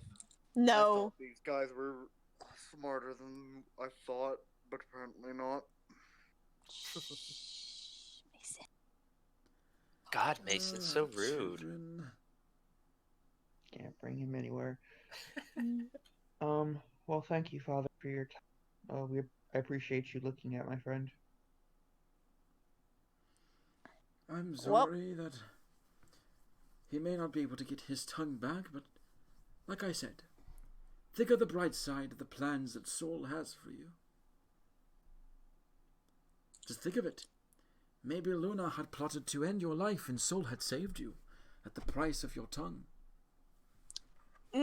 Soul is always trying to protect us from the mischievous plots of Luna. More like, I mean, like, he's not that wrong, but still pretty wrong. Oh well. Okay, well, thank you for your time, Father. I will let you return to your duties. I lead my friends out of the church. Leon's like Farewell, silently praying Sir to himself. Duane, Sir Leon. The doors are always open. Now, Leon children. silently prays to himself. There isn't by any chance I could pray to you myself to get it back. You pray to Soul? Actually, I pray to Ariel because I like her more. So you're asking her if you can pray to her? Yeah. Alright. So you pray. And you don't get a response back. Fair enough. After we leave the church, I'm like, well, sorry, Leon, it's all I know. It's about the end of my ideas. Oh, I was gonna Sorry. Oh. say, you hear as you leave, Father Dane says, now, children, I know you don't receive a lot of guests, but you mustn't invade their privacy. We're going to work on that. Now, how would you like it if I got this close to your face? Oh, God. No offense, Father, but your breath, it smells. Exactly. How would you feel if they had the same feelings to you? Huh? And I know that you don't keep your mouth washed in the morning, Jonathan. Wow, way to call Jonathan out, Father Dane. You know what, And then the Ariel? doors get closed Actually, behind I you. think this is worth it. Actually, wait, okay. So one thing that I also forgot to mention was well, are you gonna pray to like to Ariel like in the church? Yes. Okay. So if it's gonna be in the church, you will receive something. Oh, Um. I'm confused. Do tell. This you works? hear- I don't know if it works. Apparently it works. You get something. Oh, sweet. What do I get? A slap in the face? You A hear boot to the head.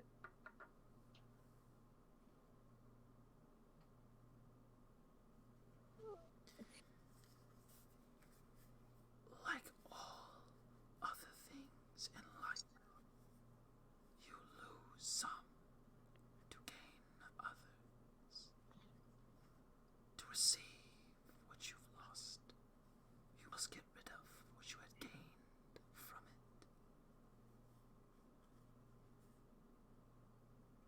it. Could you like write that down for me? Anyone who actually heard all of that? Nope, they weren't there. They weren't there. That's me metagaming. Okay, I will severely punish anyone who. No, I don't. can you write it down and give Don't it to care. me then, DM? Please. I don't care. I don't care if someone writes notes. So, one of you guys have I to didn't keep hear- notes. I didn't hear it very well. I know. That's why I'm asking. Oh, The gods are It's because you vengeful. kept on cutting out, and I was just like, oh, okay. she said. She said, to gain some, you must lose some. Mhm. If you wish to gain back what you had lost, you must lose what you have gained from it. I think it's just safer if I keep what I have. Thanks for tuning in.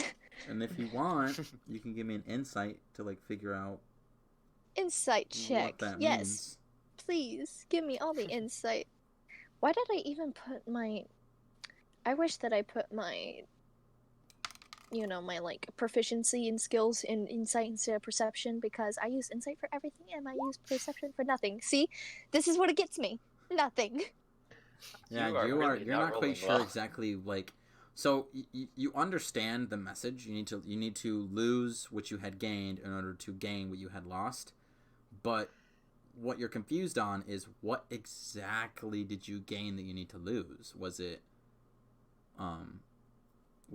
like your friends? Was it your life? Is it your freedom? Like you're not quite exactly sure what it is you need to lose to gain what you had lost. Notebook. So if Davion. Yep, that's it. You have to kill Davion.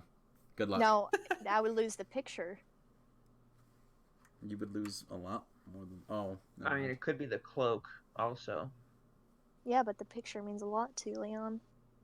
There's a lot of things gained. Oh yeah. Yeah, we could just But live in Leon sign was language. like, could I get my memories back?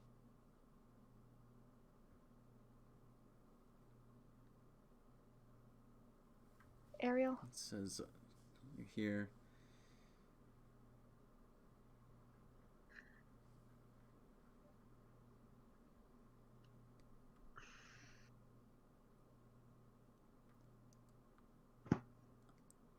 Like the sands. Like. Let me start over. Like a pattern that is drawn in sand. Memories are fragile, easily altered,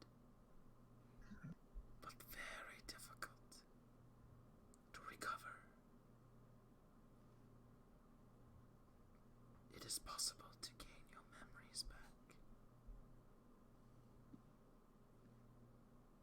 but only one person knows how to do so.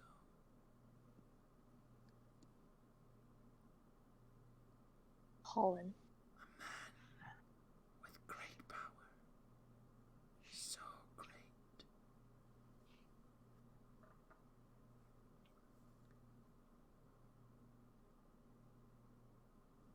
He will shudder the world.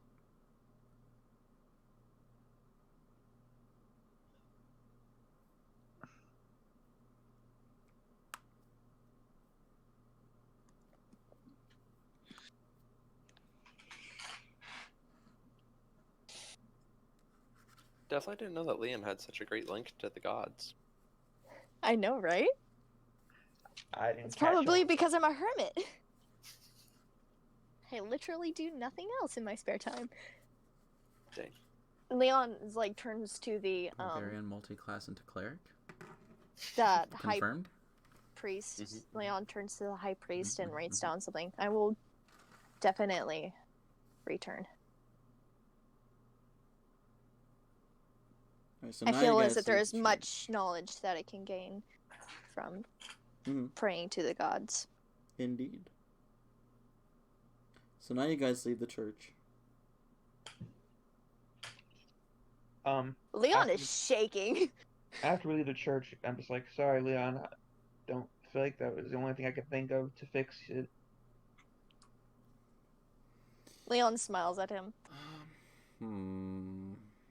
It's alright.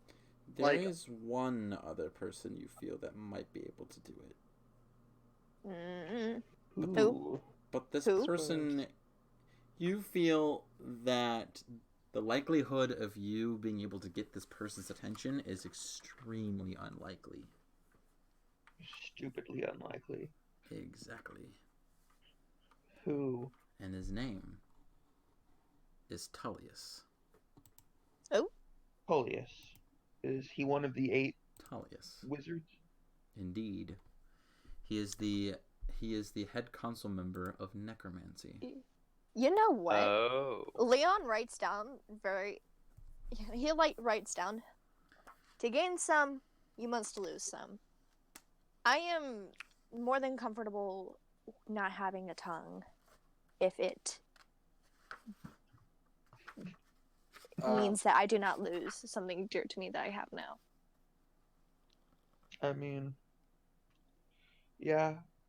The only person I can think of that might be able to fix your tongue, seeing as Father Dane's not able to, would be Tullius, the Leon Archmage. immediately starts shaking his head. Nope. Hey, Andrew. Yeah. When you said out of the church, do you mean like just out of that room, or just like out of the entire building? Just out of the chapel. You're still in the west wing of the palace. Okay. I'm gonna just stay silent then.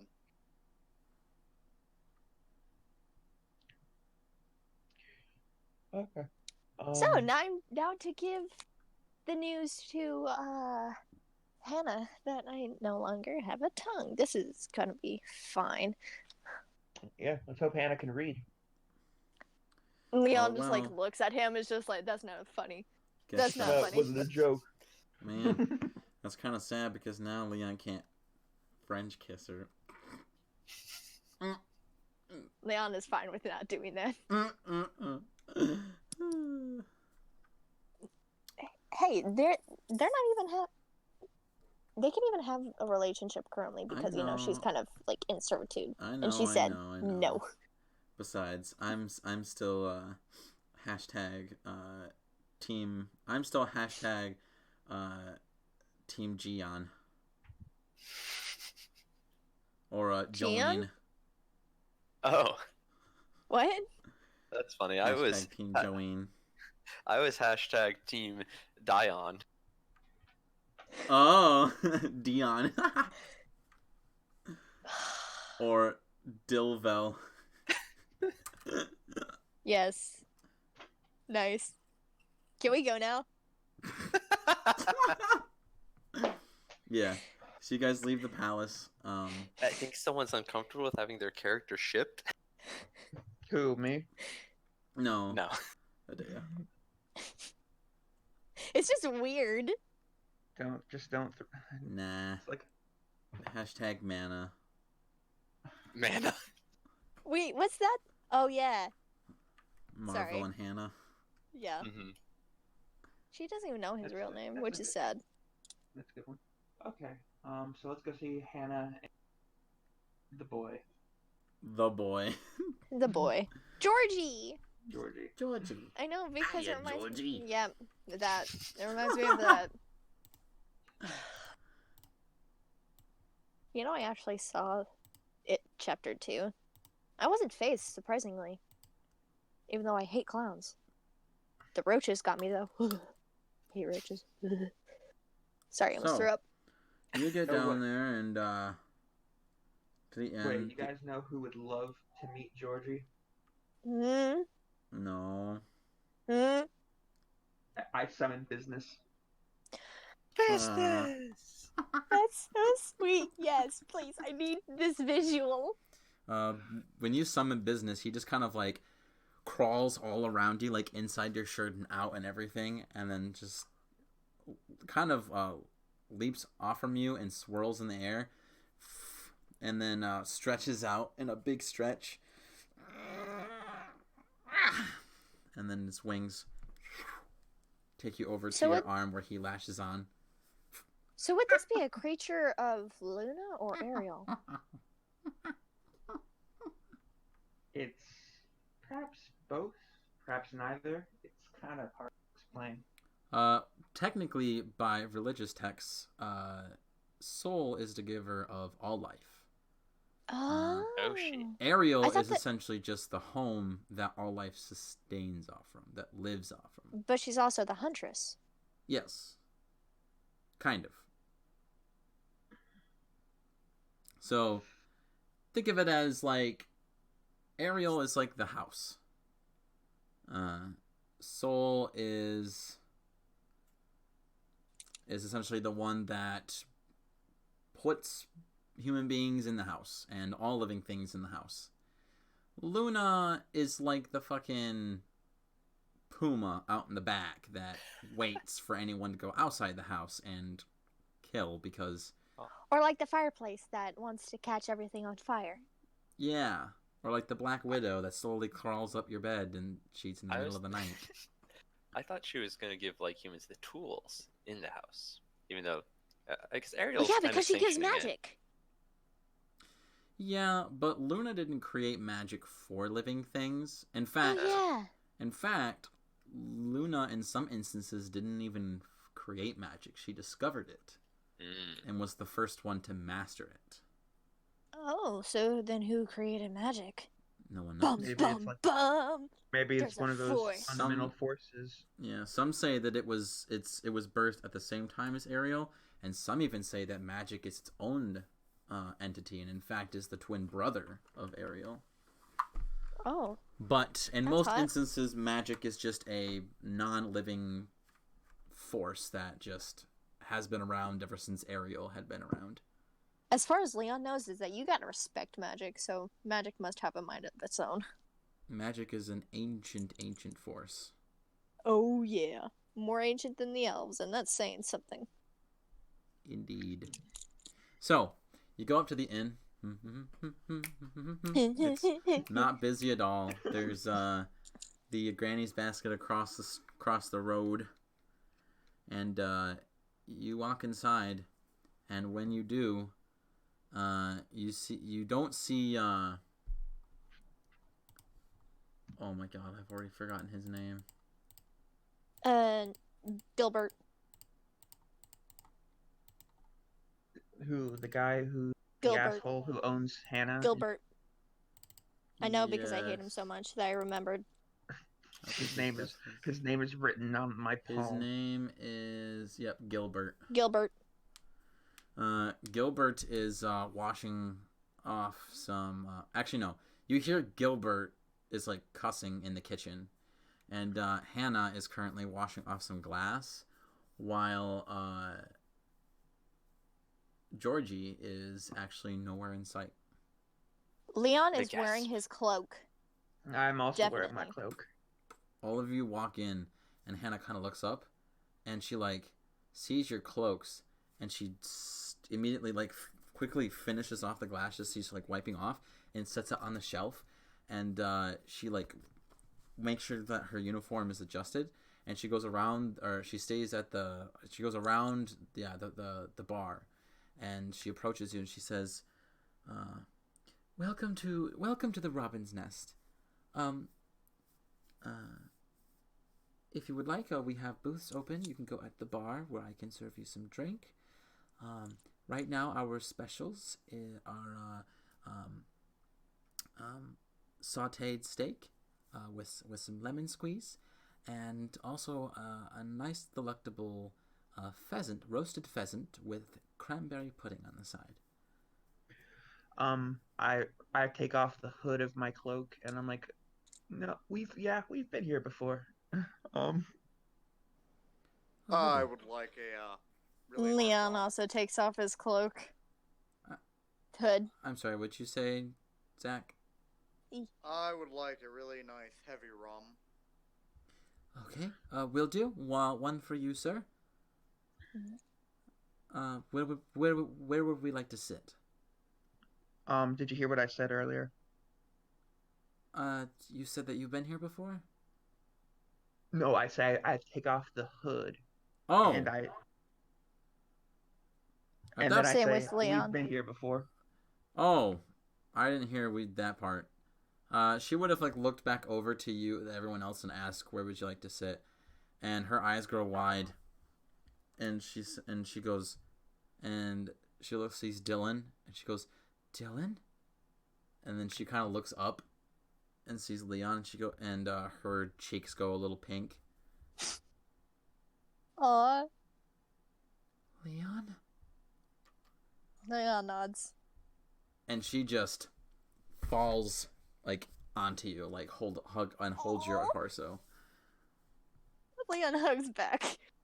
And she goes, "You've been gone for so long, and you haven't said anything. Georgie and I have been getting worried about you." My heart hurts. Leon's heart hurts. Both. Gilbert I has just been take a seat at a random table. he's been getting a little rough around the edges again since you've been gone for so long. I was afraid that he was gonna start getting courageous and beating us again. Hmm.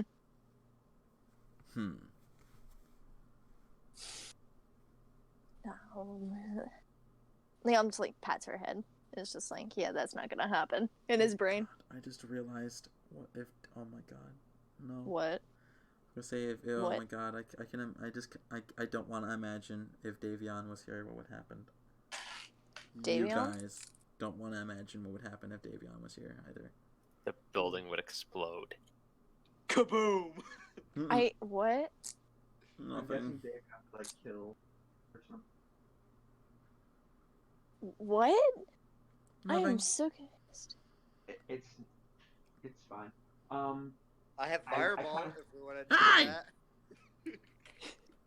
that. Hey, you wench! I'm going to order something. Who are they? Leon just like immediately just like, oh, you. And even like mistakenly like says that openly. In his obviously altered accent. Are you okay, Leon? Leon is just like looks wish, over to Dylan for help. Listen, Hannah, you might want to sit down for this. Is everything okay? Leon just like gives like the teeter with a hand gesture. We on our last quest, things didn't go quite as expected, and Leon's tongue accidentally got injured, so he's not quite as able to talk normally as he did before.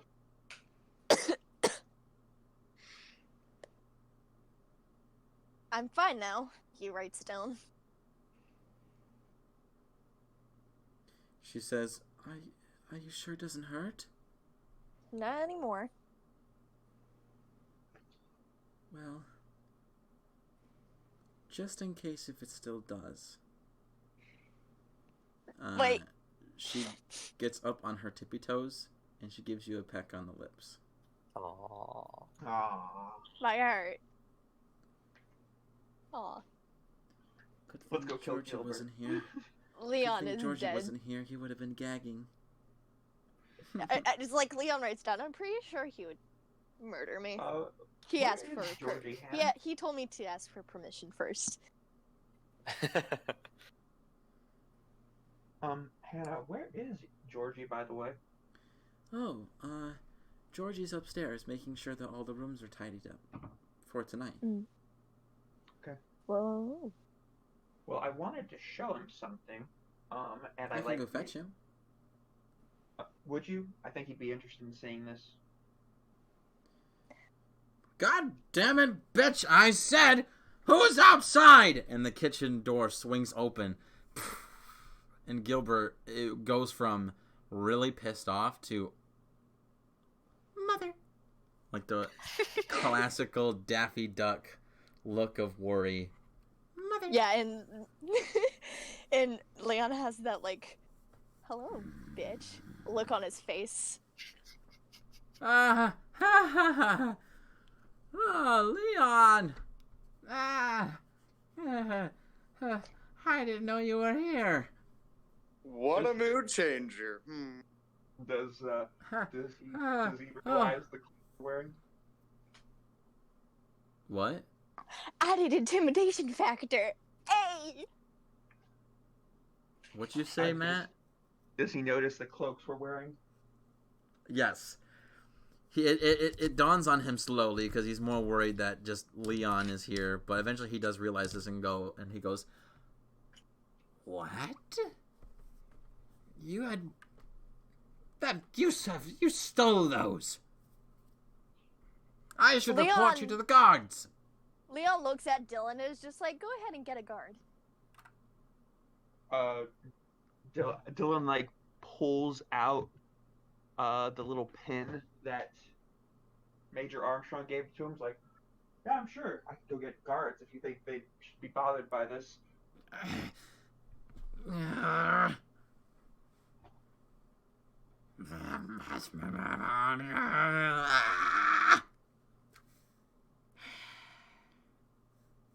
Tell him I request a room, he writes to Dylan.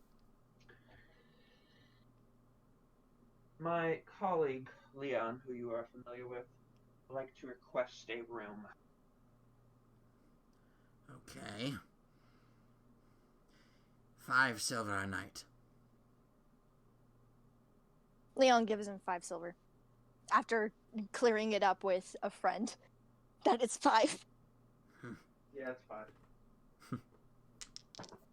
No more, no less. I'm just gonna sit patiently at the table waiting for my rum. Also, I would like 4 draughts of the finest rum for me and my friends. He looks over at you, Mason, and he says, "You, sir, you see how that your fellow mates are mistreating me? Are you not going to say something?" And? What? And they're treating me like dirt! I'm treating you like a human. Well, the human that you are. They probably have their reason.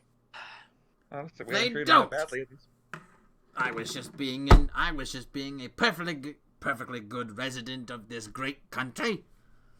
And they came storming in here, putting their noses in places that didn't belong.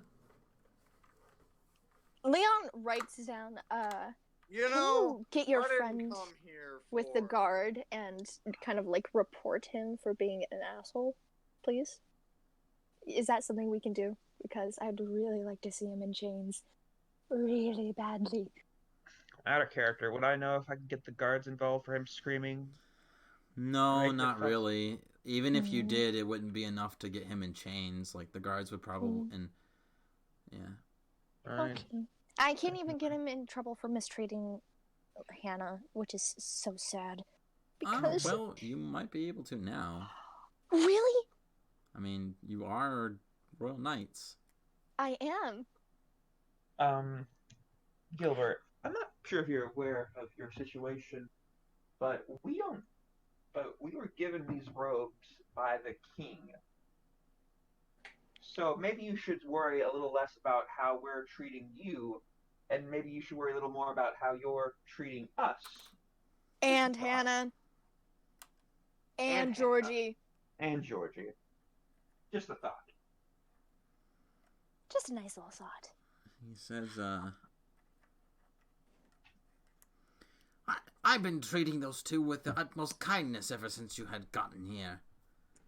They have just been really? extremely lazy. I'm doing all the work around here. And I'm just getting frustrated. And then you come around here like you can bat me around like a little bug.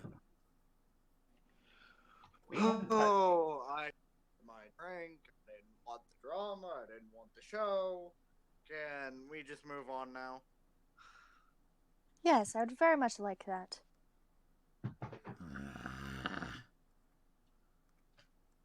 Or we could just take our patronage somewhere else. No! No, I'm staying here. No.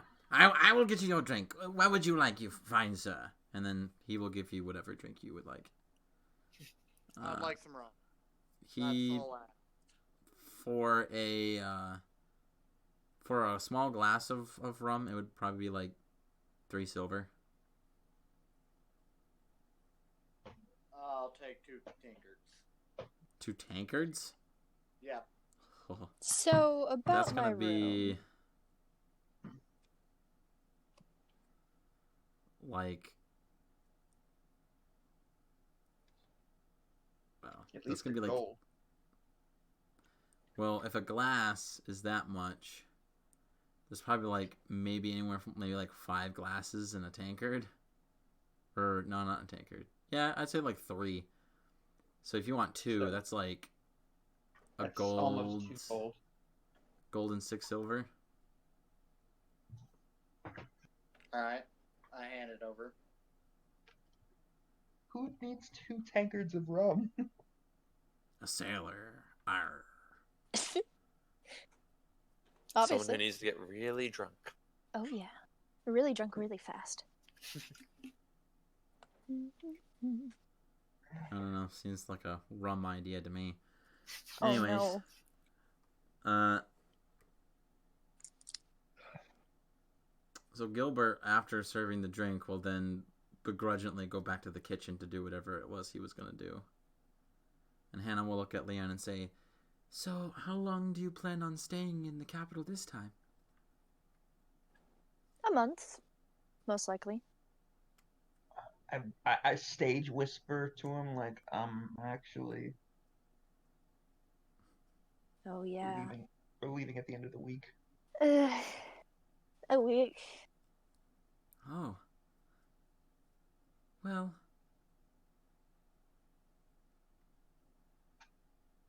How much would a room for 7 days here cost? Actually, it's less than 7 days. It'd be more like How did I even know what 7 is? you're ruining my immersion, Adea. let's see. I think we'd be like, this would be like the 3rd day, so we have 4 more nights until we leave. What's 4 again? It would be 2 gold. I can do 2 gold. More than happy. She says, Stop.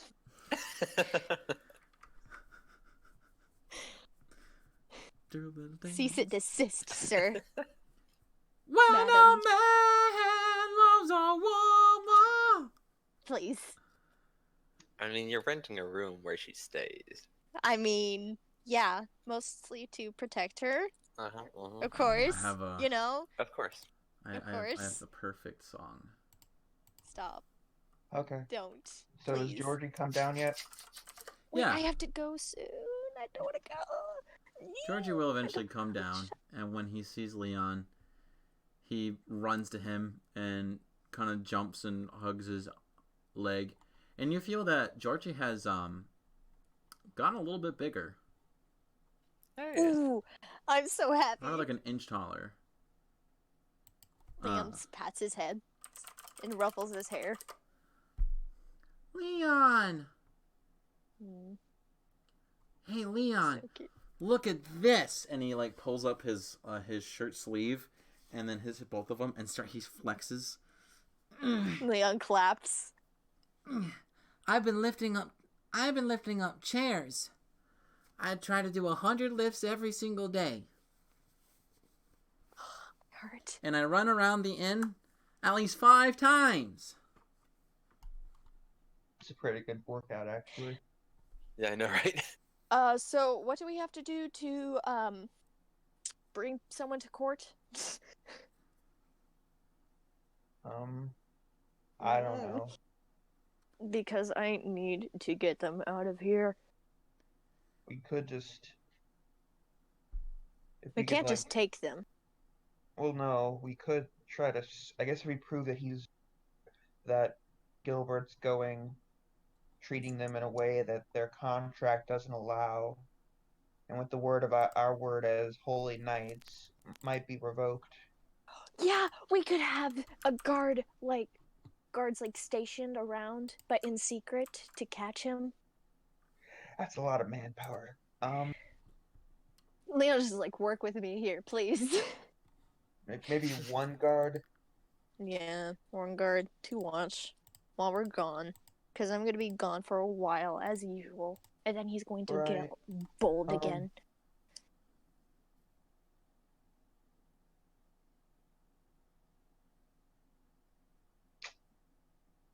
And Leon Leon quickly writes down to Hannah, says, did you teach him how to read?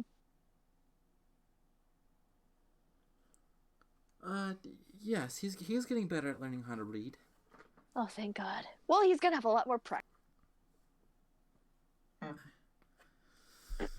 Perhaps I'll have to come up with some way to use my actual hands to talk with someone.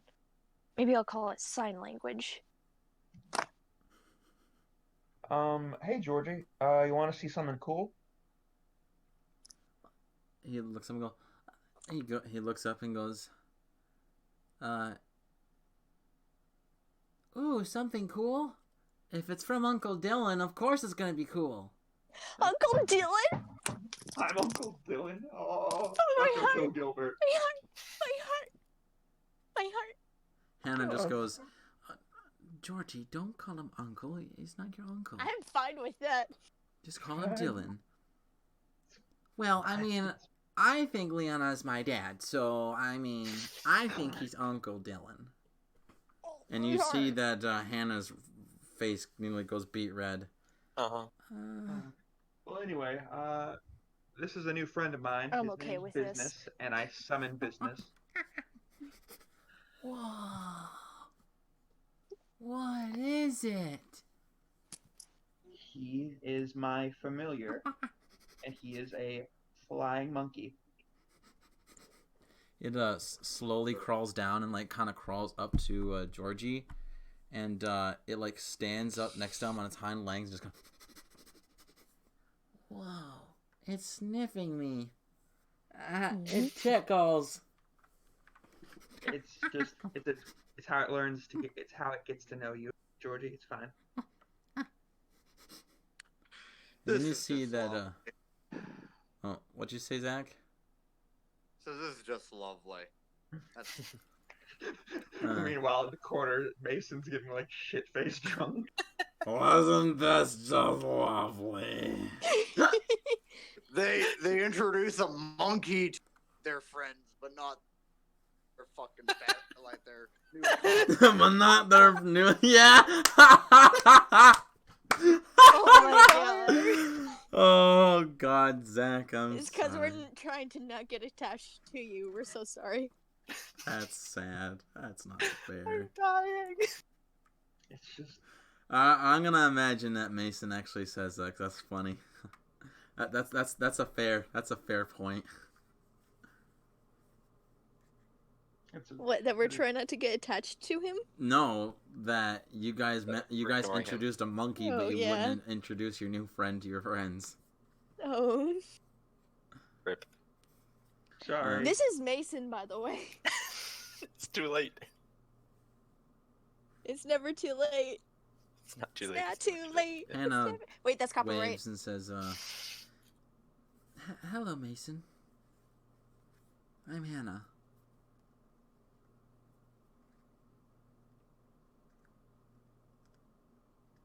Mason Dead is passed silence. out from his alcohol. He's just, huh? What? Oh yeah, I was drinking. Don't mind him. You're Ooh, saying I'm gonna have to something? go soon. Yeah, she said hello. Hannah had introduced herself. Oh. I'm Mason of the Seven Seas. I think your friend has had a little too much rum. You don't Yeah. say. Yes, yes. Okay, he'll be fine. A little bit. So you see that business now stands on his two hind legs and like starts to stand up next to like Georgie, and Georgie like kind of like is like looking at him, and then Georgie starts to realize what business is doing, and Georgie raises up his right hand, and business raises up his right hand, and then This is Georgie such a goes, great visual. "Mom!" As Giorgio raises up his left hand, and the business is following every movement. The monkey is doing something. Ah! And he starts running away, and business goes. And starts running and following Georgie, pretending that he's screaming like Georgie. As this starts, I kind of like this unsummon business, make him go away. Ah! I almost died on my drink. Mason. And then Georgie hides behind Mason and goes, Mason, help me.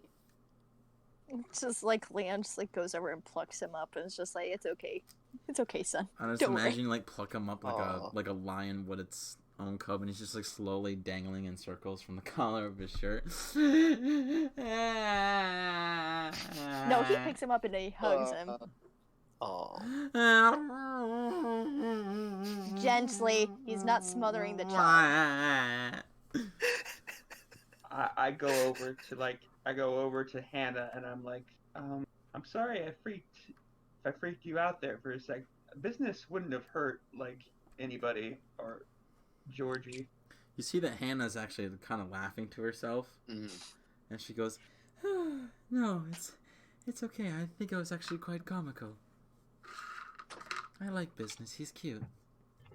Aw. Also, a very clever name. Thank you. Wait, she knows what a monkey is?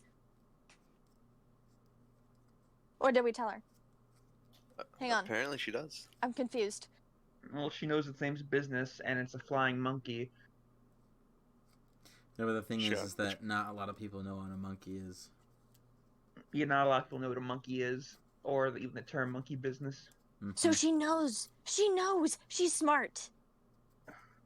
Hashtag wife material. Yeah. Put a ring on I it, need a Leon. fucking room and a piece Oh of wait, board. I wouldn't do that. Leon gets down on one knee. I'm joking. Yeah, I was gonna say I wouldn't do that. You're No. so far you're 0 for I 1 am. on the wife thing. Oh The yeah. probability of you losing another one is pretty high. It's pretty high, yeah. Especially Ouch. since if she's mine, she also belongs to someone else. Whoa now. What is Mm. that? Don't know what that means. We don't have time to unpack all of that. Nope. Let's move on. But intrigued. I need a Okay. piece of wood by 2 feet by 22 feet, and I need a room the size of 3 feet by 4 feet. Leon just would like a room. So yeah, for 4 days. Okay. I'll be staying here. Yeah, you can get one for 4 days. Yeah. You see Mason just kind of wobble back in his chair. He just Yeah, swings he'll back be and fine. forth. Oh, the lights on the sea, rocking to and fro. Well, we have a few days before we have to head out on our next great big adventure. You so, know where I'll be. Yeah. Oh, I have. we know. Oh, we know. Oh, we know. Oh, we know. No. No. There's some. No. I There's, didn't mean it need like a that. room. Stop it. I need Cease a and piece of desist, wood. sir. I need a FBI? piece of wood. FBI, open up. How even old is she? Shut up. Well, She's not there's a- 12, I need a Mariah. piece of wood to cast some magic. I mean, like, Leon is definitely much older than she is because he's an elf and he's hella old. So, I think the last event that we had to deal with before the session was over was the interaction between Major Strongheart and Sir Dylan Silverius. right. Yeah, but I don't think I can be Um, here for that. because I need to go. It's bedtime. I have school. The only other thing Dylan would have tried to do was try to find Janice Delane. Oh yeah, her. I would say Sorry, I that completely forgot. someone would have actually told you that Janice went off on a important special project. She finally got the approval and funding for a project that she has been waiting for a few years now, and is off putting her studies on hold and doing the project. Oh, good for her. That's nice. Yeah, in that case, I would finish up my book that I've been working on since the beginning of the campaign and turn in the rough draft to my publisher, and I would get one of my spare Your copies. publisher must be so mad at you. I mean, 'Cause All right, you- kid, your listen. deadline I like is ya. Dead. I like you, but I'm gonna be honest with you. I'm kind of getting pissed off. You were supposed to have this rough draft turned in 2 weeks ago. You a hit seller, kid. You a hit seller, but you're killing me here. Is this That's all. actually? Please, could it actually No. be your? No, please, I I need it. mean, my publisher. I mean, our deal is pretty much like as long as I try to give him something once per year, and I technically have done that. So what was this book you were writing? It is a kind of book.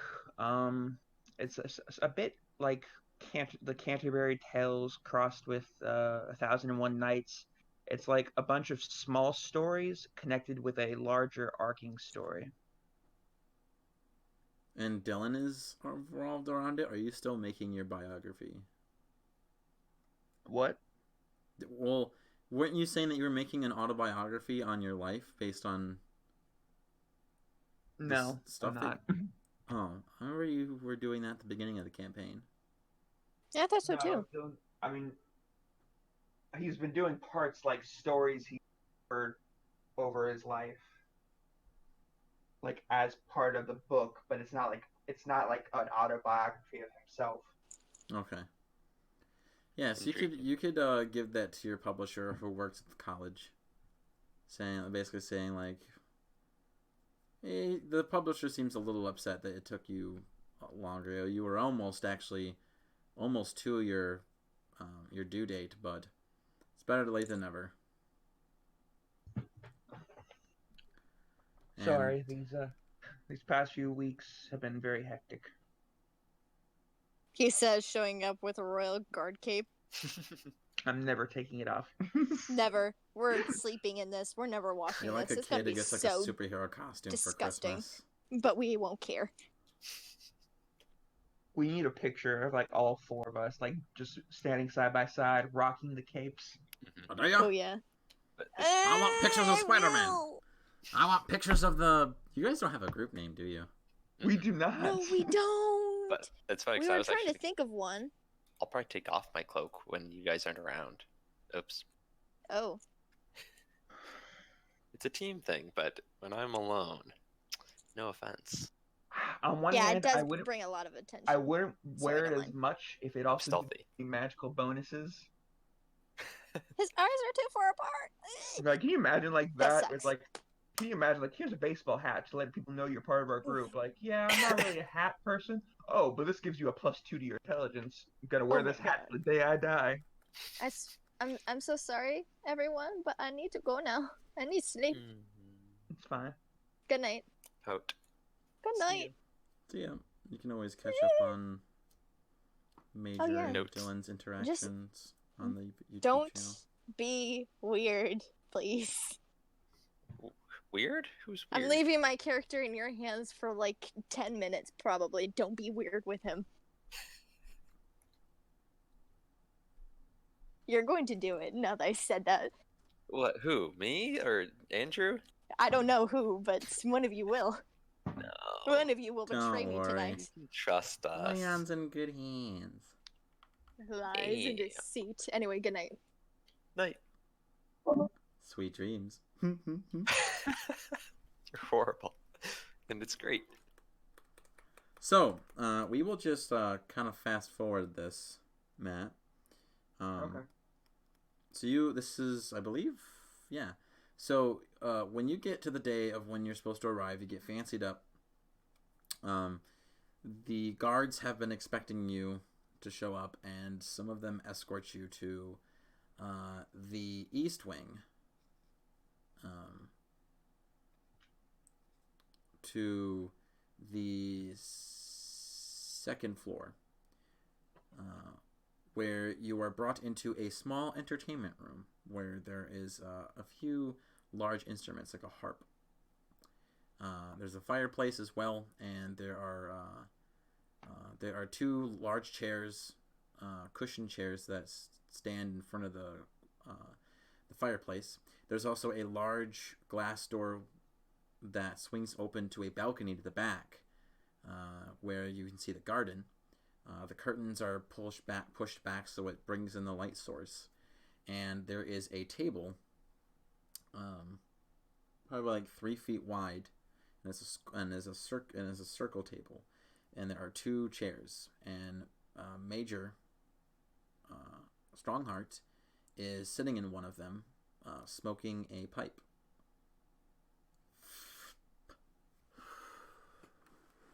And you hear General Strongheart, Sir Dylan Severius is here.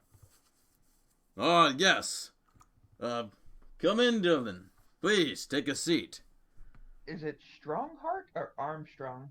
I believe it might be. It's Strongheart, because Leon's last name is Armstrong. Okay. Not confusing at all. Okay. Yep, General Strongheart. You see that he is Strongheart is wearing his chest plate, his different garbs than from last time, but he's wearing a chest plate. Looks to be somewhat battle ready. He's got some long sleeve garb, like Under Armour garb as well, that is white. Wears his black leather boots, and he has this beautiful woodcraft. I forgot what they're called. They're like the pipes that are like 16 inches long. There's a certain name for them, but I forgot what they're called. Anyways, so and he points to another pipe that is the same length with a box of tobacco and some matches, and he says, "If you'd like, you can strike up some tobacco and smoke with me. If you don't smoke, that's fine." I'd love to, but I'm not much of a smoker. But I do have something that I promised to give you a while back. And I, like, from underneath my coat, I pull out a package. It's pretty hefty. It's covered in brown paper and tied up with string. Ooh. He opens up this other box. It's a metal box. Dumps out the ashes and then sets the pipe in the rest and rubs his hands. All right, let's see what you brought me. And he opens it up. It is one of my when I published my first book, Idiots in the Realm of Shadows. They gave me a few spare copies, and it's one of those that I never really touched. And on the inside cover, I signed it with ink to my biggest fan, General Strongheart. Keep up the great work. Your friend, Dylan. And when he reads this, he goes, "Ha ha ha ha ha! I get it. Biggest, because I am probably literally the biggest fan of yours. I like your humor. You and I. Our humor are exactly the same, which is why I love your books. Thank you." And he closes it and sets it aside. And what's the other item? What? What was the other item? That was the item. Oh, you made it sound like you had more than one item in there. Oh no, that was Okay. it. Just the book. He takes the wrap and he snaps his finger, and this is where you notice that a maid comes from outside where the balcony is and approaches him, and he says, "Here, take this paper. Also, go check on the kitchen. Lunch was supposed to be here. Lunch was supposed to be here by now." And she bows, she curtsies, and she tip taps away. And then he looks at you and he goes, "Well, so, what have you been up to since you've gotten back to the capital?" Oh, not much. Picked up some items that I had waiting for me. Catched up with some old friends. I've turned in the rough draft for my next novel. Really? My publisher.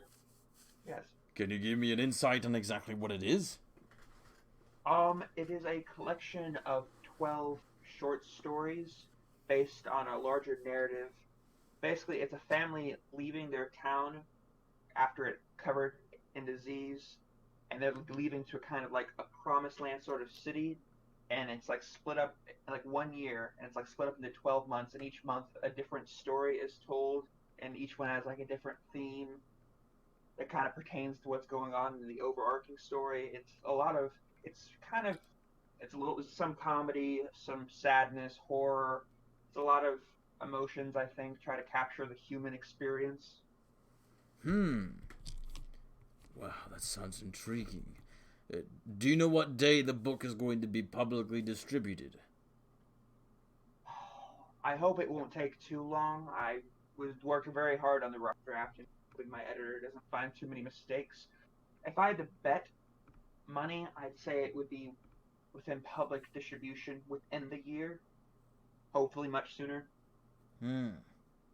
Well, I'll be counting down the days for when it does appear on shelves. Well, tell you what, usually before they send it into sales, they send me a few copies for myself. How about I send you one of those copies for free?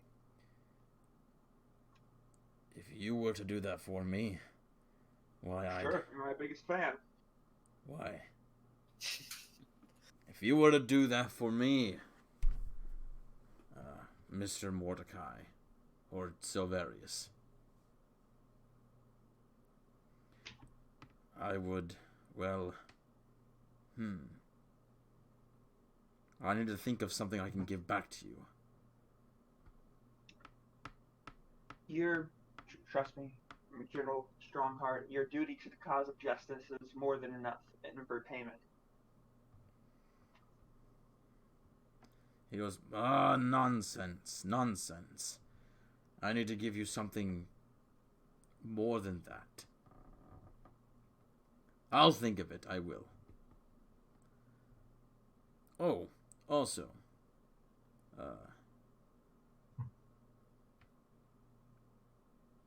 I had a question for you about the book, the Idiot's book. Yes. Is it like, did you get inspired by it, by the legends of the Misty Peaks? There was a lot of inspiration. The Misty Peaks was certainly one of them. Honestly, it was basically me hearing stories. When I was growing up in Seaport, there was always these stories of brave adventurers that were like trapped in a kind of magical land, and the adventures always seemed like competent and very bland and boring and didn't really have a lot of personality. So I thought, what about a story like that, except the heroes have, personality, but they don't get along as well, and they kind of make mistakes because of their very realistic personalities. And that's basically what the story was. Well, it always intrigued me because I've sort of looked into the legend of the Misty Peaks, and I wasn't sure how well versed you are in them, but I always found them very interesting. Especially because it seems that the Council of the Sages, from what I know, haven't really delved into expediting the peaks. For a very good reason, though. I suppose.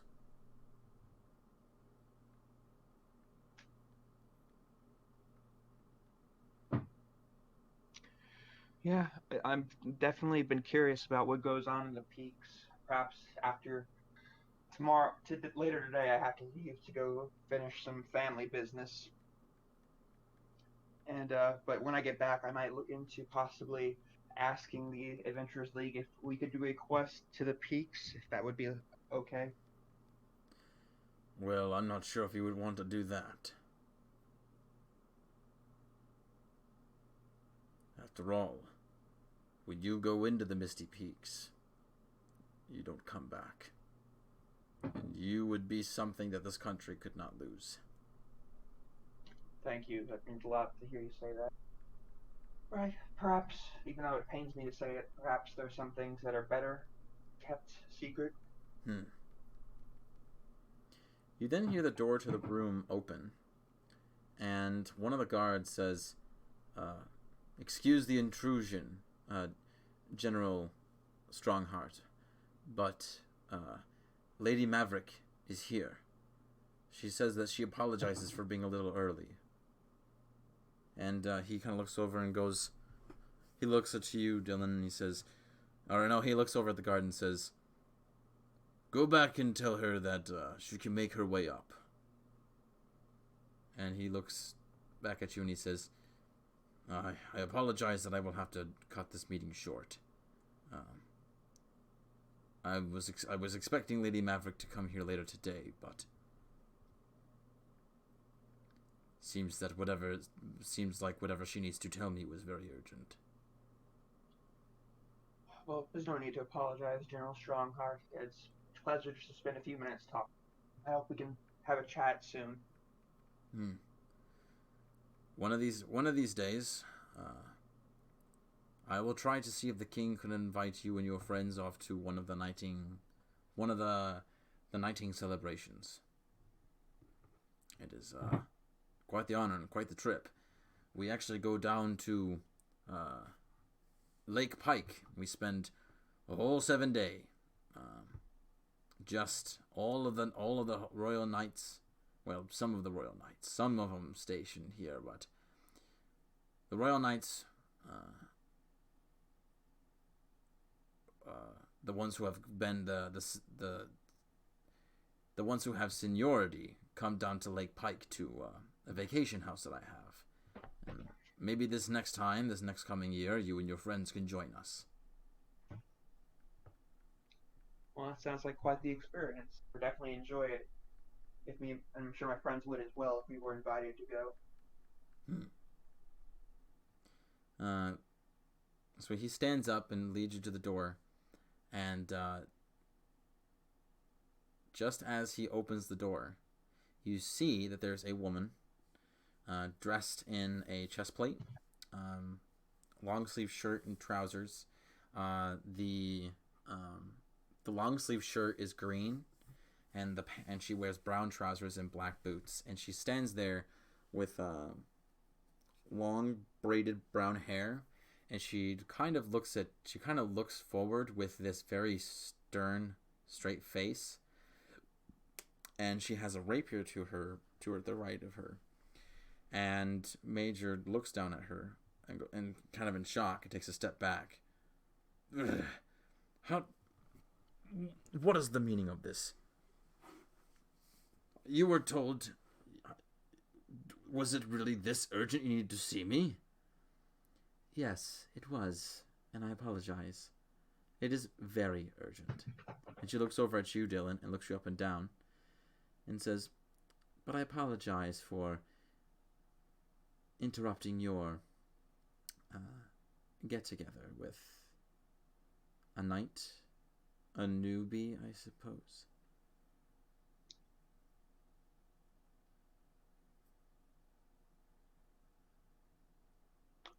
Talking to you, Dylan. I turned towards Major. General Strongheart's like, well, General, I will get out of your hair for today. I'll see you soon. And I leave the room. So, one thing that you also notice, just kind of as you're going to walk past her, is that she's actually missing her left hand. It is gone. Okay. And Major Armstrong lets her in.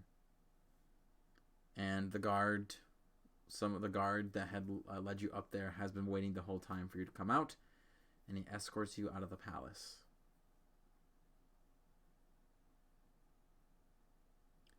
And as you are walking out, you would know that Lady Maverick is the sister to Lord Damon Maverick, who is the Lord of the Green Gates. He is the one that is in charge of every single inch of the Green Gate that separates the horrible monstrosities of the Feywild from the beautiful, luscious plains of Astria. So he's a lord. Is he on par with Lord Green, Kelvin, Yes. and... In fact, he is technically, he is kind of the least powerful in resources because they're so spread far apart and in between. But if he was to focus all of his sources at once, he has the potential and the power to probably take over the country. He has thousands of men under his control.